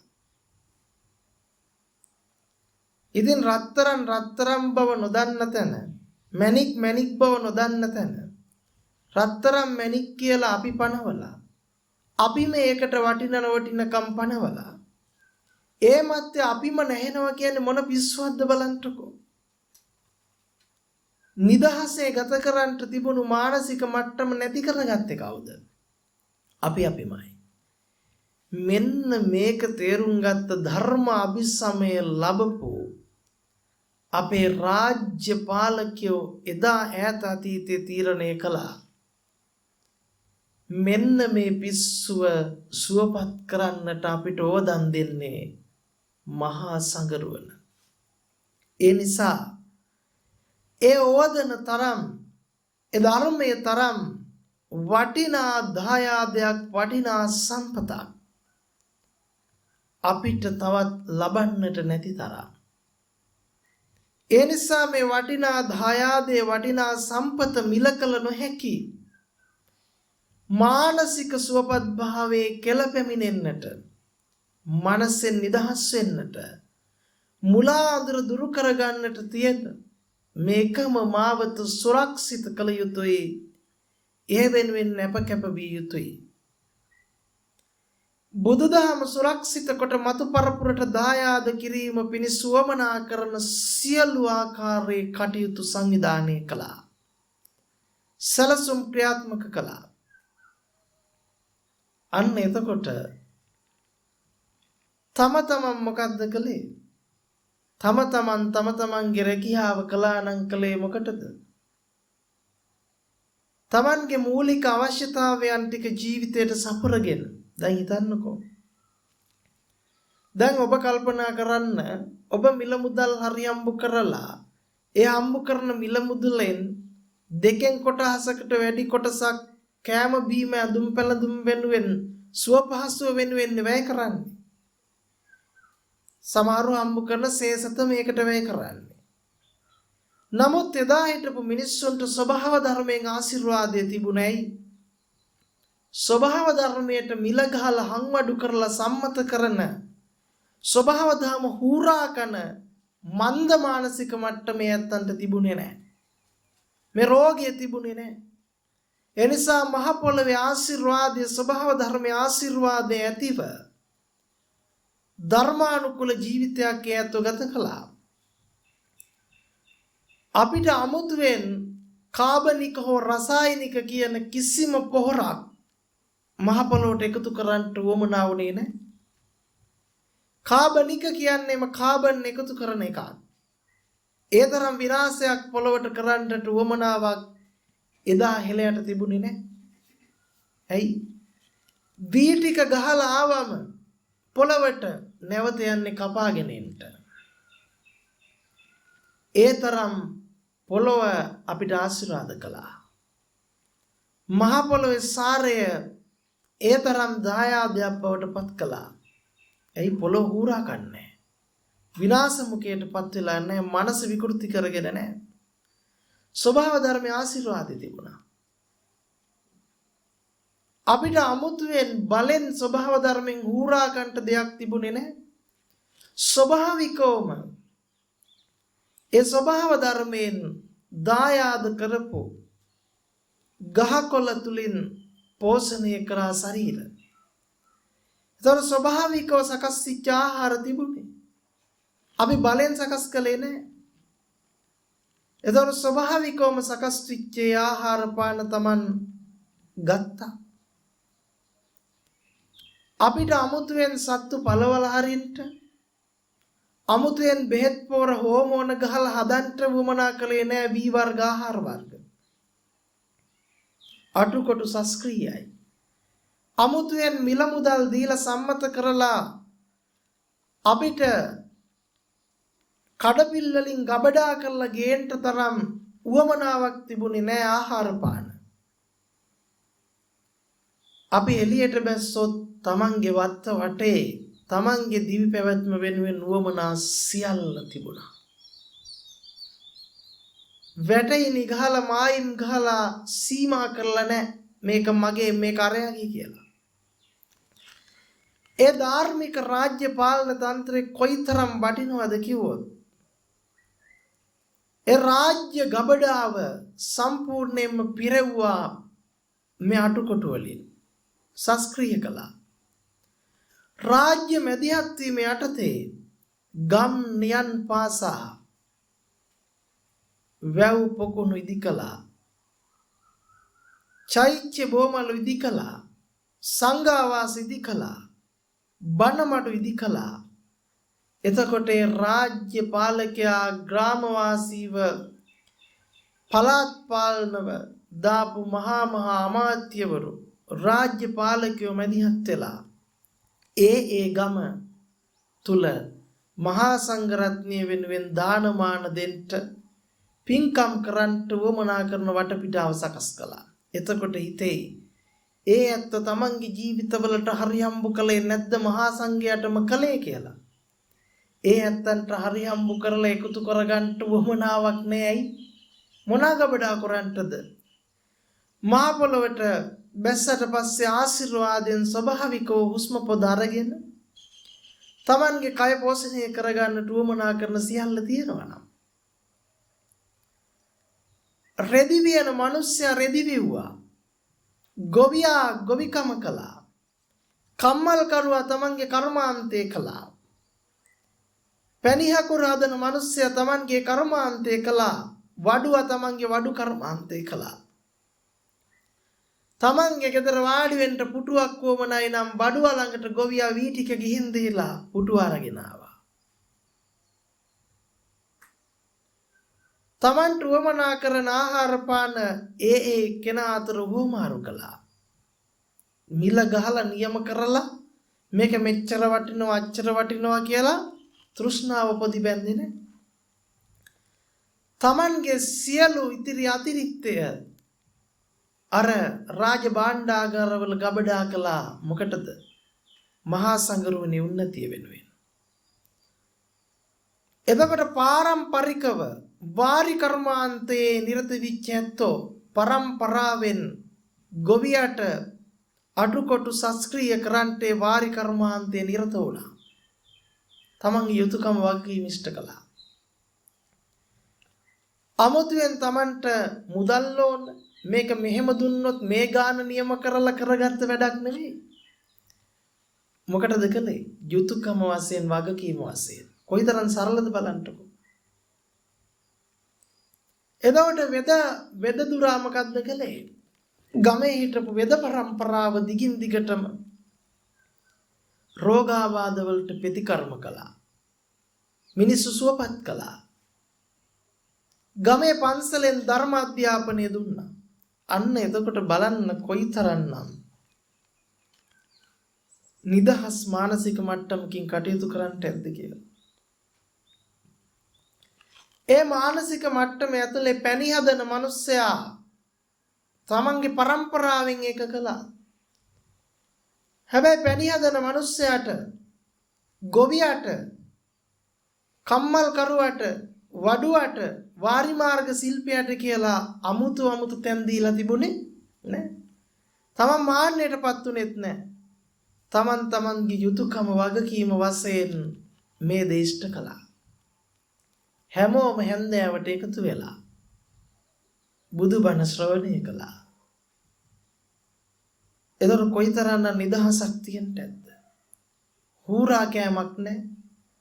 ගබඩා කිරීමක් නැහැ. තම තමන්ගේ නිවෙස් තුළ ඒවා බෙදා හදාගත්තා.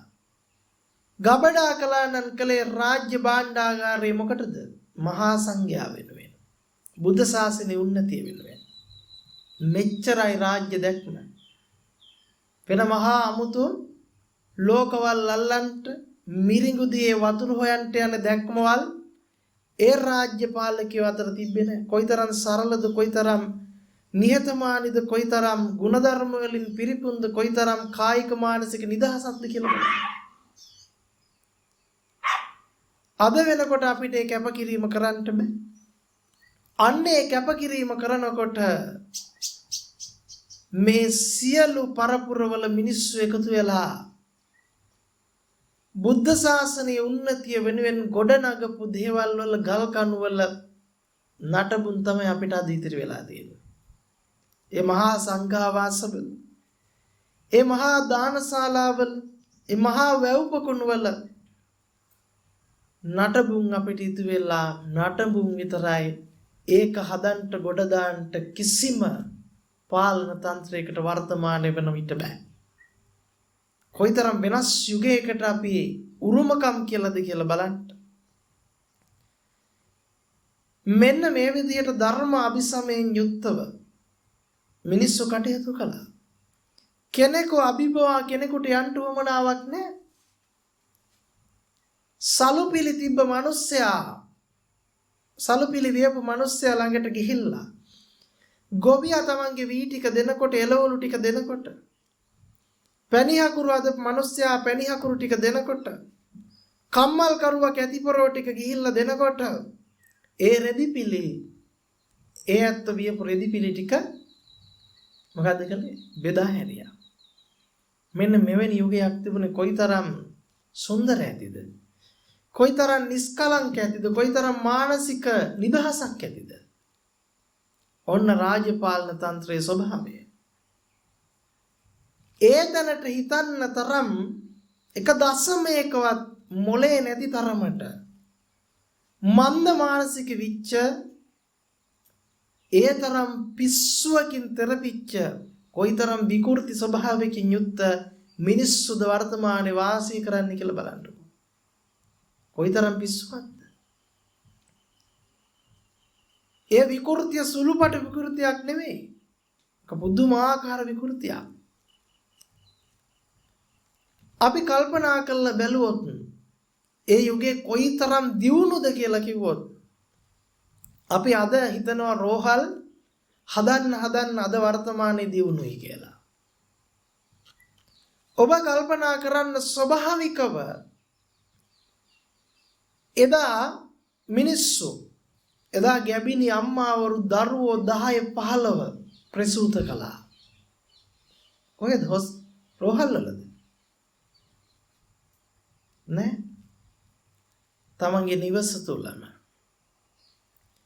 එතකොට ඒ දරුවෝ 10ක් 15ක් වදාපු අම්මා ඒ දරුවෝ 10 15 වදලත් කායික මානසික නිරෝගී භාවයෙන් යුක්තව තමන්ගේ දහඩිය මහන්සියෙන් බොහොම නිදහස් මානසික මට්ටමේ පණ ඇතුව කටයුතු කළා. හැබැයි අද ඔය කියන ප්‍රතිශක්තිකරණ එන්නත් කියලා බලෙන් එකක්වත් ඇඟට විද්දද? පෙව්වද? නෑ. කිසිම දෙයක් කළේ නෑ. එතකොට අද උපදින්නත් කලින් ඉඳලා දරුවාට මොකද්ද කරන්නේ? කෘත්‍රිමකරණයට ලක් කරපු දේවල් ශරීරගත කරනවා කුසේ ඉද්දිම. මොනතරම් විනාශයක්ද කියලා බලන්න. සුළුපටු විනාශයක්ද? එහෙනම් ස්වභාවිකව සිද්ධ වෙච්ච දරු ප්‍රසූතිය ස්වභාවිකව සිද්ධ නොවන තැනට පත් කරන එකද ඔබ දකින්න දියුණුව? ඔබ දකින්න ශ්‍රේෂ්ඨත්වය? ඔබ දකින්න ආසියාවේ ආශ්චර්යය? ඒතර කොයිතරම් විනාශයක්ද කියලා බලන්නකෝ. මේක තේරුම් ගන්නට තරම් මොලේ 7-5ක තරම් ප්‍රමාණයක් වැඩිලා නැති පාලන තන්ත්‍රයක් ඇතුළේ හිරවිච්ච අපි කොයිතරම් අසරණද? කල්පනා කරන්න, හිතන්න. ඒ එදා අතීතයේ වෙනකොට දියවැඩියාව නිසා මිනිසුන්ගේ කකුල් කැපුවද? දියවැඩියාව නිසා මිනිස්සු මානසිකව පෙළිලා අසරණ වුණාද? තොර මිනිස්සුන්ට ඔය වර්තමානයේ කතා කරන පිළිකාව තිබුණාද? අද සෞඛ්‍ය ශාස්ත්‍රය දියුණුවයි කියනවා. හැබැයි 7-5ක දියුණුවක් සෞඛ්‍ය ශාස්ත්‍රයේ ප්‍රඥාවන්තයෙක් දකින්නේ නැහැ. සෞඛ්‍ය ශාස්ත්‍රය කියන්නේ ලෝකේ තියෙන අංක 1 මිනිසුන්ගේ ජීවිත බිලිගන්න, මිනිසුන්ගේ ජීවිත අමුවේ මරාගෙන කන වෙළඳ ව්‍යාපාරයක් බව දකින්නට තරම් මොලේ කලඳක් නැති තරමට අඥානවන්ත වෙලා.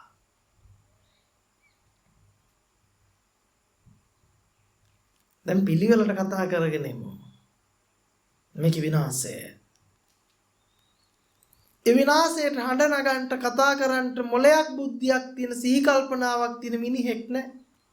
රොබෝවරු වාගේ. දැන් ඔබ හිතන්න අන්න ඒ විදිහට එදා මිනිස්සු ජීවත් වුණේ හෙළ වෙදකමයි, හෙළ තාක්ෂණයයි, හෙළ ගොවිකමයි, හෙළ රාජ්‍ය පාලන තන්ත්‍රයත් එක්කලා ධර්ම අවබෝධයෙන් යුක්තව නිහඬ නිස්කලංකව වාසය කළා. මෙන්න මේ විදිහට වාසය කරගෙන මිනිස්සු ජීවත් වෙනකොට උඩරට ප්‍රදේශයේ බොහොම සස්ක්‍රීයයි ජල පෝෂක කලාප බවට පත් වෙලා තිබුණා වැසි වනාන්තර වෙලා.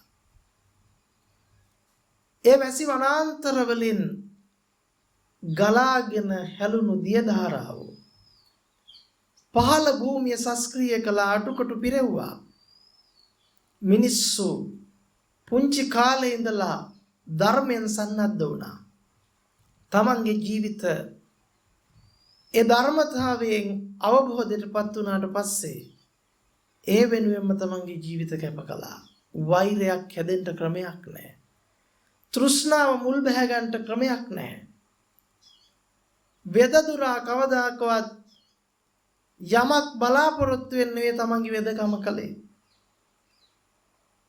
තමන්ගේ යුතුයකම වාසයෙන්, තමන්ගේ වගකීම වාසයෙන්. එතකොට බලන්න කොයිතරම් සුන්දර යුගයක්ද.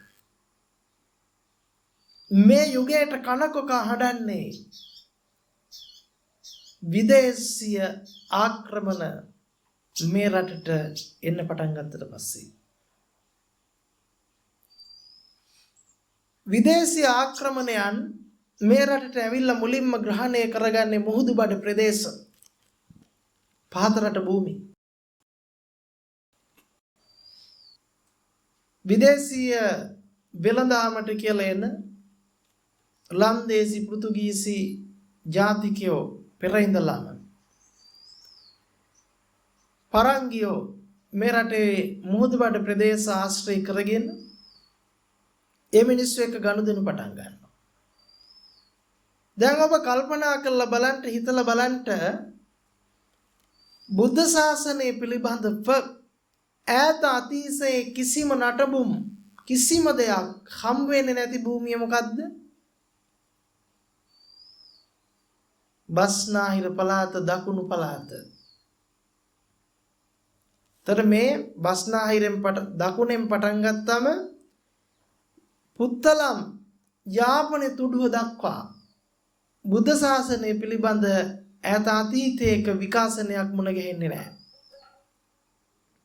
බලන්න තියනවාද කියලා. බොහෝම අඩුවෙන් තිබුණා. ඒකට හේතුව මොකද්ද?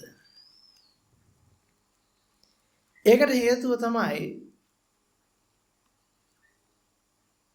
මූලික වශයෙන්ම අපි කල්පනා කළොත් මුල ඉඳලම විදේශී ආක්‍රමණවල දැන් මේක කියනකොට තරහ යන්න පුළුවන් මිනිසුන්ට. විදේශී ආක්‍රමණවල බලපෑම තිබුණා. එතකොට ඒ ලන්දේසි ජාතිකයෝ, පෘතුගීසි ජාතිකයෝ මේ රට තුල මුල් බැහැගත්තට පස්සේ විතරක් නෙමෙයි එදා අතීතයේ ඉඳලාම විදේශීය බලපෑම් මේ පහතරට භූමිය වලට ඇවිල්ලා තිබුණා. එතකොට මේ මිනිස්සු මේ පහතරටත් එක්ක ගනුදෙනු සිද්ධ කළා. උඩරටට යන්නේ අන්තිමට. කතාව දන්නවා නම් ඉතිහාස කතාව. එතකොට පහතරට භූමිය වල ඒ මිනිස්සු ජීවත් වෙනකොට නිකන් ජීවත් වුණේ නැහැ. ඒ විදේශීය ජාතිකයෝ ඇවිල්ලා රන් රිදී මුතුමැණික් පෙන්නලා මිල මුදල් පෙන්නලා වෙනමම මානසික මට්ටමක් මේ මිනිස්සුන්ගේ හැදුවා. මේ පහතරට ප්‍රදේශයට ධර්මයේ ව්‍යාප්තියක් තිබුණේ නැහැ. ධර්ම අභිසමයක් පිච්ච මිනිස්සු හිටියේ නැහැ. ඊට පස්සේ ඒ මිනිස්සු Tamanගේ ඕනා එපාකම් සිද්ධ කරගන්නට මේ මිනිස්සුන්ගේ මානසික මට්ටම් කාලයක් තිස්සේ සකස් කරලා යනකොට අන්තිමට මොකක්ද උනේ? එන්න මේ මිනිස්සු පහතරට භූමියේ පදිංචි වුණා. විදේශිකයෝ ඇවිල්ලා. එතකොට මොකක්ද උනේ? ඒ විදේශිකයෝ පහතරට භූමියේ පදිංචි වෙලා නිකන් හිටියේ නෑ. මේ මිනිස්සු ගේ තියෙන අභිලාෂයන් මුදුන්පත් කරගන්නට මේ මෝඩ මිනිස්සු අල්ලගත්තා. අල්ලගෙන මේ රටේ සාරය හූරා ගන්නට පටන් ගත්තා. මේ රටේ සාරය හූරා කනකොට ඒ මිනිස්සු මොකද්ද කළේ? නිකන් ජීවත් වුණාද? අර උපක්‍රම වලට අහු වෙලා තමන්ගේ ගෑනු දරුවෝ පවා පාවල දුන්නා. එතකොට හොඳට කල්පනා කරන්න මේක මොලේ තියෙන කෙනෙකුට හිතේ. ඒ ලන්දේසීන් පෘතුගීසීන් එක්ක කවලම් වුණා. එතකොට දැන් තියෙන ඔලු ගෙඩි වල මොනවද වැඩ කරන්නේ? මේ රට හූරලා හරි කමන්නේ දීලා මොකක් කරන්නද? තමන්ගේ බඩවියත රැක ගන්න තමයි ඔවුන්ගේ අභිලාෂය. ඔබ කල්පනා කළොත් මේ දකුණු පළාතෙන් පටන් අරගෙන බස්නාහිර පළාත දක්වා ව්‍යාප්ත වෙන මේ භූමි ප්‍රදේශය තුල තමන්ගේ දෑති මහන්සියෙන් කියලා පොළව තුල වගාවක් කරලා තමන් වෙනුවෙන් මේ දේශීයව යමක් නිපදවලා තමන්ගේ රටට දායාද කරන්න ඕන කියන මානසික මට්ටම තියෙන මිනිස්සු බොහෝම අතලොස්සක් ඉන්නේ. නැතුවම නෙවෙයි බොහෝම අතලොස්සක් ඉන්නේ. අනිත් බහුතරයේම මානසික මට්ටම තියෙන මොකද්ද? මේ කුරුඳු හදන්නේ මොකටද? ඔගේ කුරුඳු හදන අතර එක චුට්ටකවත් තමන්ට කන්ට බොන්ට කියලා දෙයක් හදාගන්න හිතිලා තියෙන කීයෙන් කීයකටද? ඇයි? තමන්ගේ බඩ විතර රැක ගන්නට මේ මහ පොළොවේ සාරේ හූරා විදේශගත කරනවා. අපි හිතනවා ඒකෙන් එන ආදායම තමයි අපිට තියෙන ඉහළ දේ කියලා. හැබැයි අපිට තේරෙන්නේ නැහැ මේකෙන් අපිට හුස්ම ගන්නට තිබුණු පරිසරය විනාශ වුණා. අපේ තිබුණු ස්වභාවික ආහාර රටාව අපිට නැති වුණා. අපි මොකද්ද කළේ? මුහුදට දත නියවන්ට පටන් ගත්ත විදේශ වලින් හාල් වෙනකම්. එතකොට එදා ඉඳලා මම සරලව කෙටියෙන් කතාව කියන්නේ. විදේශීය බලපෑමට පහළ රට ප්‍රදේශ යටත් වුණා. එතකොට විදේශීය ප්‍රතිපත්තිය ඇත්ත තුල කිඳා බැසගත්තා. ඔබට හිතෙන්න පුළුවන් අපි මේ කතා කරන්නේ කුල ભેදයක් කියලා. කුල ભેදයක් නෙවෙයි ඇත්ත කතාව. හැබැයි උඩ රටට සංක්‍රමණය වෙන්න තරම් ලේසි වුණේ නැහැ. ඒකට හේතුව ඒ උඩ රට භූමි භාගය තුල හිටියේ ධර්ම අභිසමයෙන් යුක්ත මහා සංඝරත්නය අසුරු නිශ්චය කරගත්ත බුදුදහමේ ආభాසය ලැබපු මිනිස්සු. ඒ නිසා මේ මිනිස්සු තමන්ගේ භූමිය අත්පත් කරලා දෙන්න කැමති වුණේ කැමැත්තෙන් දුන්නේ නැහැ. එතකොට මේ පහතරට භූමිය අල්ලගන්න සටන් කරන්න උවමනාවක් උනේ නැහැ සුද්දන්ට විදේශිකයන්ට. පහතරට භූමිය નિરાශයෙන්ම කාලාන්තරයක් තිස්සේ උන්ට යටත් වෙලා තිබුණේ. ඔවුන්ගේ අභිලාෂයන් මුදුන්පත් කරගන්න පුළුවන්කම තිබුණා. මෙන්න මේ විදිහට ක්‍රමක්‍රමයෙන් මොවුන්ගේ සංක්‍රමණයන් උඩරට කරාද ඇදෙන්න පටන් ගත්තා. නමුත් උඩරටට ඇතුල් වෙන්න ලේසි වුණේ නැහැ. ඒකට හේතුව තමන්ගේ දිවි හිමියෙන් ජීවිත පරිත්‍යාගයෙන් බුදුදහම සුරක්ෂිත කරන්නට ඒ ඇත්තෝ කැප වෙලා හිටියා. ඒකට හේතුව ධර්ම අවබෝධය තිබුණා. නමුත් මහා විනාශය සිද්ධ වෙනවා වඩිග රජවරු රට පාලනය කරන්න පටන් ගන්නවත් එක්ක. ඒ වඩිග රජවරුන් රට පාලනය කරනකොට සිංහලයේ රජවරු අතුරුදහන්. අන්න එතකොට ඒ සිංහලයේ රජෙක් ඕන කියලා වඩිග රජු එලවන්න ඕනි කියන තැනට ඒ මිනිස්සු පත් වෙලා තිබුණා. ඒකෙන් ප්‍රයෝජනය ගත්ත ඉංග්‍රීසි ජාතිකව පහත රට ඉඳලා ඒ වඩිග රජා පන්නලා සිංහල රජෙක් උඩරට රාජ්‍ය කරවන්නට උදව් කරනවා කියන මුවාවෙන් උඩරටට කිට්ටු වෙන්න පටන් ගත්තා. කතාව කෙටියෙන් කියන්නේ බොහොම දිග කතාවක්. මෙන්න මේ විදිහට ක්‍රමක්‍රමයෙන් අපේ රටේ තිබුණු ධර්මදර බව, ස්වයංපෝෂිත බව පහත රටින් අතු ගෑවිලාම ගියා. පහත රට භූමිය සම්පූර්ණයෙන් විදේශිකයන්ට උවමනා කරන තේ, රබර්, කුරුඳු පමණක් හදන බිම් බවට පත් වුණා. කුඹුරු මුඩු බිම් බවට පත් වුණා. ස්වභාවික පරිසරයේ කපකපා ඒ විදේශියට හුරා ගන්නට උවමනා දේවල් ඒ භූමිය වගා කරන්නට යෙදුණා. ඊළඟට මේ 1800 මුල භාගය වෙනකොට උඩ රටට ක්‍රමක්‍රමයෙන් වඩිග රජවරු රජ පාලනය කරනකොට අවසාන රජ වශයෙන් ශ්‍රී වික්‍රම රාජසිංහ රජතුමා උඩරට පාලන තන්ත්‍රය අරගෙන මහා සංඝරත්නයට කරදර කරන්න පටන් ගත්තා. බුදුදහමට විරුද්ධ වෙන්න පටන් ගත්තා. එතකොට මිනිස්සු සිංහලයෝ බුදුදහම සුරක්ෂිත කිරීම වෙනුවෙන් නැගී සිටින්න පටන් ගත්තා. කොහොම හරි අන්තිමට එක්නැලිගොඩ මොල්ලිගොඩ කියන ඇත්තෝ එක්ක සම්බන්ධ වෙලා උඩරටට විදේශීය ඉංග්‍රීසි ආණ්ඩු ක්‍රම ව්‍යවස්ථාව ස්ථාපිත කරමින් ශ්‍රී වික්‍රම රාජසිංහ රජු ඝාතනය කරමින් උඩරට රාජ්‍ය පාලනය අන්තිම වශයෙන් ඉංග්‍රීසියෙන් 1800 ගණන් වල යටත් කරගන්නවා. 815 වෙනකොට ඉංග්‍රීසියට යටත් වෙනවා.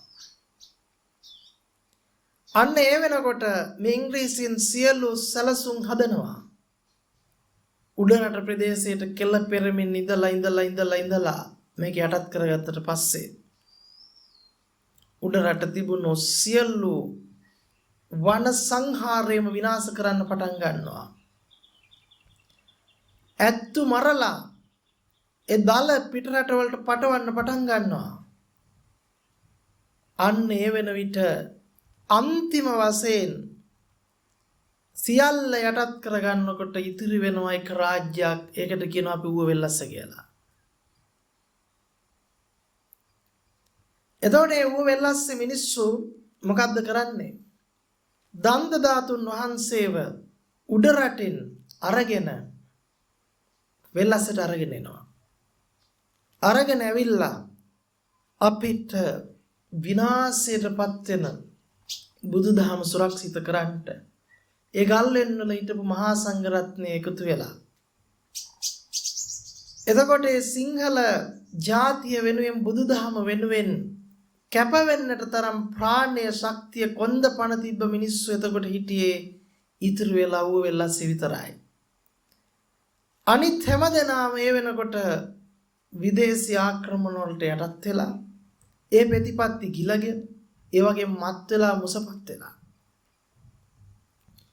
අන්න එතනදී තමයි 1818 නිදහස් අරගලය සකස් වෙන්නේ. බුදුදහම බේරගන්න හෙළ ජාතිය සුරක්ෂිත කරන්නට ඇත්තෝ නැගී සිටින්න පටන් ගන්නවා. ඒ වෙනකොට අපේ රටේ තිබුණු අර රාජ්‍ය පාලන තන්ත්‍රය යටතේ තිබුණු සියලු ක්‍රමවේද යට වෙලා විදේශිකයන්ගේ වල් බිහිවිච්ච තමන්ගේ අභිලාෂයන් මුදුන්පත් කරගන්නට උවමනා කරන ප්‍රතිපත්ති මේක තුල ස්ථාපිත කරගෙන යනවා.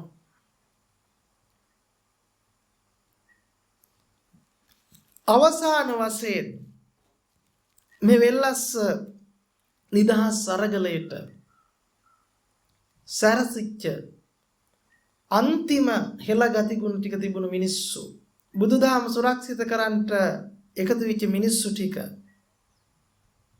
අම්මුවේ ඝාතනය කරන්න පටන් ගන්නවා. ඇයි? සුද්ධ තීරණය කරනවා මේ මිනිස්සු හිටියොත් යලි මේ ප්‍රතිපත්ති ටික ස්ථාපිත කරලා මේ මහා සංඝරත්නයත් එක්ක එකතු වෙලා හාමුදුරුවෝ එක්ක එකතු වෙලා නැවත මේ රට තිබ්බ තත්ත්වයට ගන්නවා. තොර වෙල්ලස්සත් එක්ක සටන් කරන්න සුද්දට ලේසි වුණේ නැහැ. ඒක මහා කතාවක්. ඒක දැන් කතා කරන්න වෙලාවක් නැහැ. එහෙම සටන් කරලා අවසානයේදී ඉන්දියාවෙම සේනාව ගෙනල්ලා මුළු වෙල්ලස්සම ගිනිබත් කරනවා. ඒ වාසගම් තියෙන මිනිස්සු හොය මරනවා. අමුවේ කපනවා, කිරිසප්පය පවා ඝාතනය කරන්න ආඥා කරනවා. මුළු වෙල්ලස්සටම ගිනි තියලා ගිනිබත් කරලා ගහකොළක්වත් නැති මට්ටමට මුඩු කරනවා. අන්න එතනින් පස්සේ ඒ ශ්‍රී විභූතිය ගැන කෙනෙක් කතා කළොත් හොයා මරනවා.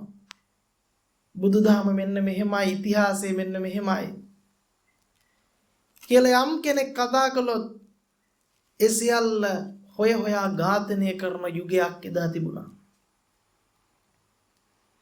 කෙනෙක් අහනවා නම් අපේ අතීතය දේ යටපත් උනේ කොහොමද කියලා. කොහොමද පහත රටෙන් අපේ අතීතය ඈත් වෙලා බොහෝ කාලයක් වුණා. උඩ රටෙන් 1818 මහා මනුස්ස සංහාරයෙන් පස්සේ අන්නේ අතීත අපේ තිබුණු තාක්ෂණය, අතීතයේ තිබුණු වැව් පොකුණු ඒ සියල්ල අපෙන් අතුරුදහන් වෙනවා. අදටත් ඒ කැලෑ වැදිච්ච පරපුරේ කීප දෙනෙක් තමයි අපි වැද්දෝ කියලා හඳුන්වමින් රැඳිලා ඉන්නේ. ඒ මිනිස්සු ළඟ අදටත් ඒ තාක්ෂණي තියෙනවා. නමුත් ඒක හොයලා බලලා පණ ගන්නන්න තරම් සුදුසු දූරදර්ශී නායකත්වයක් අපිට නැහැයි. 1818න් පස්සේ සුද්දාගේ ප්‍රතිපත්ති ටික මේක ස්ථාපිත කරලා 30 ගණන් වල මේකෙන් ගියත් මොකද්ද වෙලා තියෙන්නේ? අද වෙනකම් එදා මෙදා තුර සුද්දාගෙන් පස්සේ රට පාලනය කළේ සුද්දාගේ પરම්පරාවයි. එලන්දේසි පෘතුගීසීත් එක්ක කවලම් විච්ච પરම්පරාව තමයි මේ වෙනකන් රට පාලනය කළේ. එතකොට ඒ රට පාලනය කරපු කාටවත් බුදුදහම සුරක්ෂිත කරන්න, බුදුදහම නගා සිටවන්න, අපේ අතීත ශ්‍රී විභූතිය ගොඩ දාන්න, අපෙන් ගිලිහිච්ච තාක්ෂණය ගොඩ දාන්න කියලා අල්ප මාත්‍රයක හැඟීමක් එන්න තරම් ඥාන ඔවුන් ළඟ නැහැ. තියෙන්නෙම මේක හූරා විදේශයට නතු කරන ප්‍රතිපත්ති. ඒ නිසා ඔබ හිතන්න එපා මේ මෑත යුගයේදී අපිට හැදුණු මේ මාර්ග පද්ධතිය දිහා බලලා නැව්වෙන්ට බැරි වරායවල් දිහා බලලා ගුවන් යානා ගොඩබාන්ට බැරි ගුවන් තොටුපළවල් හදලා මේ රටට කරවේ සුළුපටු විනාශයක් නෙවෙයි. අපි හිතන් ඉන්නේ මේ දේශපාලන තන්ත්‍රය ගැන කතා කරනවා කියලා. නමුත් අපිට නොතේරෙන මහා විනාශයක් අපිට සිද්ධ වුණා. අපිට සිද්ධ කළා. ඔබ දන්නේ නැහැ අද වෙනකොට උපදින්න ඉන්න දරුවා පවා ණය කරලා අවසానයි. ණයකාරයෙක් බවට පත් කළා. එතකොට ඔවුන්ගේ අභිලාෂයන් ඉෂ්ට සිද්ධ කරගන්න ඕන විදිහේ අධ්‍යාපන රටාවක් හදලා රැකියා ශාස්ත්‍රයක් බිහි කරලා රාජ්‍ය පාලන තන්ත්‍රයක් බිහි කරලා ඒකේ වහල්ලු බවට පත් කළා. දැන් මොකද උනේ? ගොවියාගේ පුතා අතෙන් ගොවිකම ගිලිහුණා.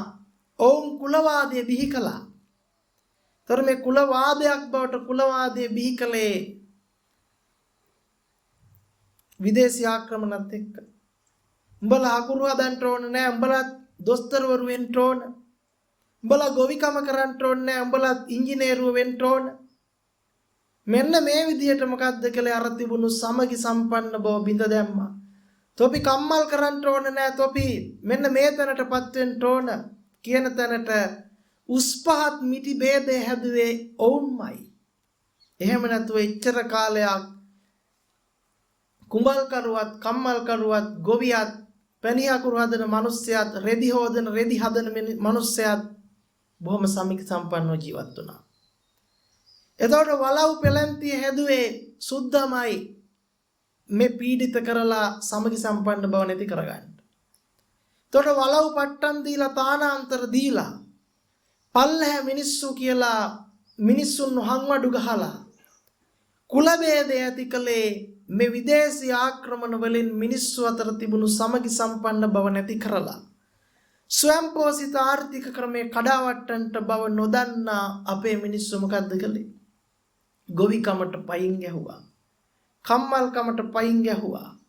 තමන්ගේ කුඹල් රස්සාවට පයින් ගහලා, තමන්ගේ රෙදි රැකියාවට පයින් ගහලා මොකද්ද කළේ? දොස්තරවරු වෙන්න, ඉංජිනේරුවෝ වෙන්න හීන මැව්වා. හැබැයි ඒ දොස්තරලා කොන්ද දැන් අපි කල්පනා කළොත් ඒ දොස්තරකම අපිට ඇති කරලා තියෙන්නේ අපේ හෙළ සියලු දේ හැඳි ගාවන්න. දැන් අද වර්තමාන වෙනකොට බලන්න අපේ දේශීයව තිබුණු හෙළකමේ කිසිම මිනිස්සෙකුට නැගිටින්න දෙන්න නැති තරම් වනස්චර විදිහට වර්තමාන ආණ්ඩුව හැසිරෙනවා. ඒ කියන්නේ රාජ්‍ය පාලන තන්ත්‍රය හැසිරෙනවා.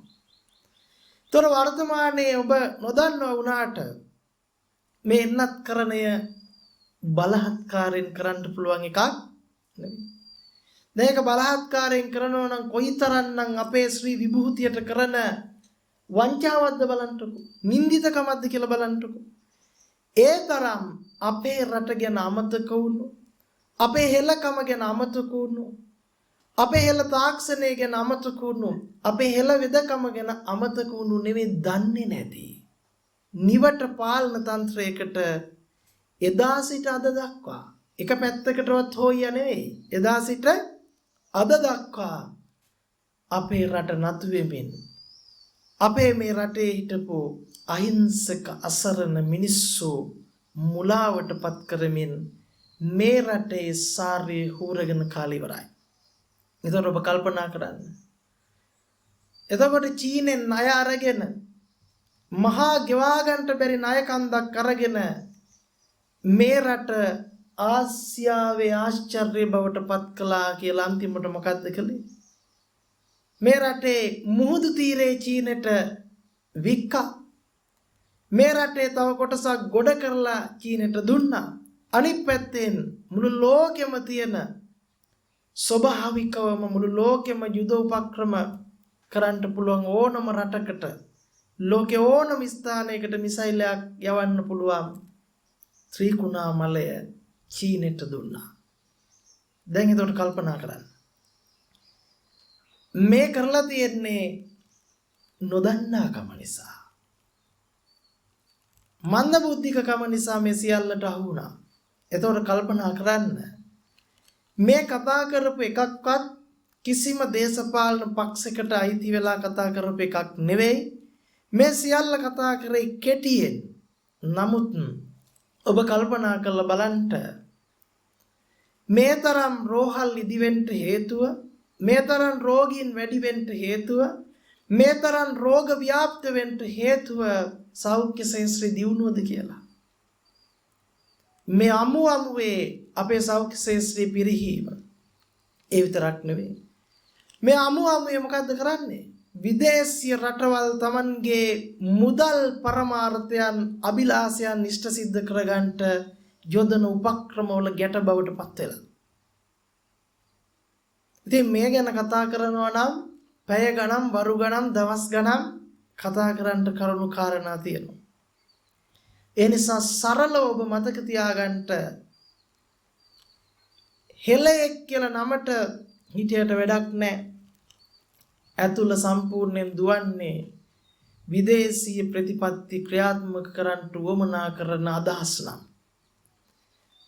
මේ විදිහට අපේ අදහස් මන්ද මානසික වෙලා තියෙන්නේ අපි ඉතිහාසය දන්නේ නැති නිසා. අපේ අතීතය දන්නේ නැති නිසා. එහෙනම් ඔබ කල්පනා කරලා බලන්න අපේ තිබුණු සියලු ස්වභාවිකව වැහෙන බැවෙන ආහාර පද්ධතිය විනාශ කරලා දෙමුහුන් බීජ මේකේ ව්‍යාප්ත කරලා ඒ දෙමුහුන් බීජ සකස් වෙන්න ඕන බෙහෙත් පොර රසායනික ද්‍රව්‍ය වෙළඳ ව්‍යාපාරයේ ගජරාමයට කරන්ට උවමනා කරන පරිසරය මේ රට තුල බිහි කරලා ස්වභාවික ආහාර රටාවෙන් සකස් වෙච්ච ස්වභාවික ශරීරයේ ප්‍රතිශක්තිකරණය අඩපණ කරන්නට උවමනා කරන ආහාර ගිල්ලවලා ප්‍රතිශක්තිකරණය හදන්ට බලෙන් කෘතිම එන්නත් විදින එක සදාචාර සම්පන්නද කියලා හිතන්න ප්‍රශ්නාර්ථයක් ඔබ ළඟ තියෙනවා. ඒ නිසා ඔබ කල්පනා කරන්න වහ කවලා වහ වමාරන්ට ප්‍රතිපත්ති හදනවා. එතකොට ස්වභාව ධර්මය වනසලා අපිට කවදාකවත් පුළුවන්කමක් නැහැ නැගිටින්න කියන එක මතක තියාගන්න. ඒ නිසා එදා 1818 අවසාන වශයෙන් මේ හෙළබිම සුරක්ෂිත කරන්න හෙළබිමේ තිබුණු ඒ සියලු තාක්ෂණයන් රැකගන්න ඒ හෙළබිමේ තිබුණු හෙළ අධ්‍යාපනයේ ක්‍රමය හෙළ කෘෂිකර්මාන්තය නගා සිටවීම වෙනුවෙන් බුද්ධ ශාසනය වෙනුවෙන් දිවි පුදපු මිනිස්සුන්ගේ හුස්ම පොදට තවම සැනසීමක් නැතුව ඇති මේ මහා විනාශය නිසා. ඒ නිසා ඒ සාපේ මුළු ලෝකෙටම ක්‍රියාත්මක වෙමින් යනවා. නමුත් අපි කල්පනා කරන්නේ නැහැ මෙවැනි මහා ව්‍යසනයක් සිද්ධ වෙන්න හේතුව මොකක්ද කියලා ඩිංගක්වත් නුවණ යොමලා කල්පනා කරන්න පුළුවන් කමක් බුද්ධියක් ප්‍රඥාවක් අපිට නැහැ. ඒ නිසා ඔබ හිතන්න එපා අද වෙනකොට මේ රෝගී තත්ත්වය අර රට මෙහෙම පාලනය කළා මේ රට මෙහෙම පාලනය කළා කියලා සතියක් යනට කලින් නැවත මොකද්ද වෙන්නේ? ඊට එහා ගියපු වේගකින් වෙනස් වෙලා ඒක ව්‍යාප්ත වෙනවා.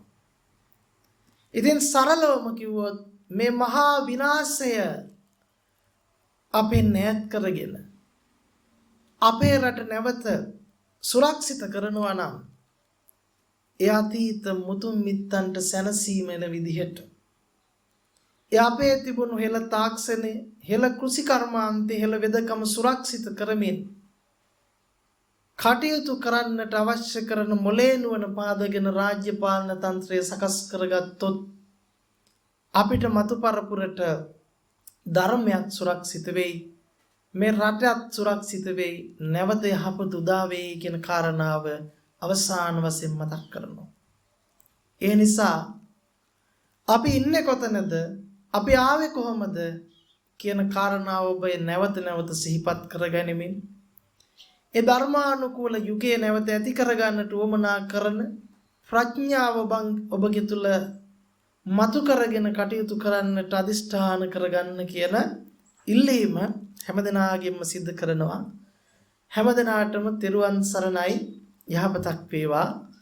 සුඛී හෝතු අභිවාදන සීලස්ස නිච්ඡං වද්ධාපචායිනෝ චත්තාරෝ ධම්මා වඩ්ඩಂತಿ ආයුවන්නෝ සුඛම් බලම් ආයුරා රෝග්‍ය සම්පatti සග්ග සම්පatti මේවෙච අතෝ නිබ්බාන සම්පatti ඉමිනාතේ සමිජ්ජතු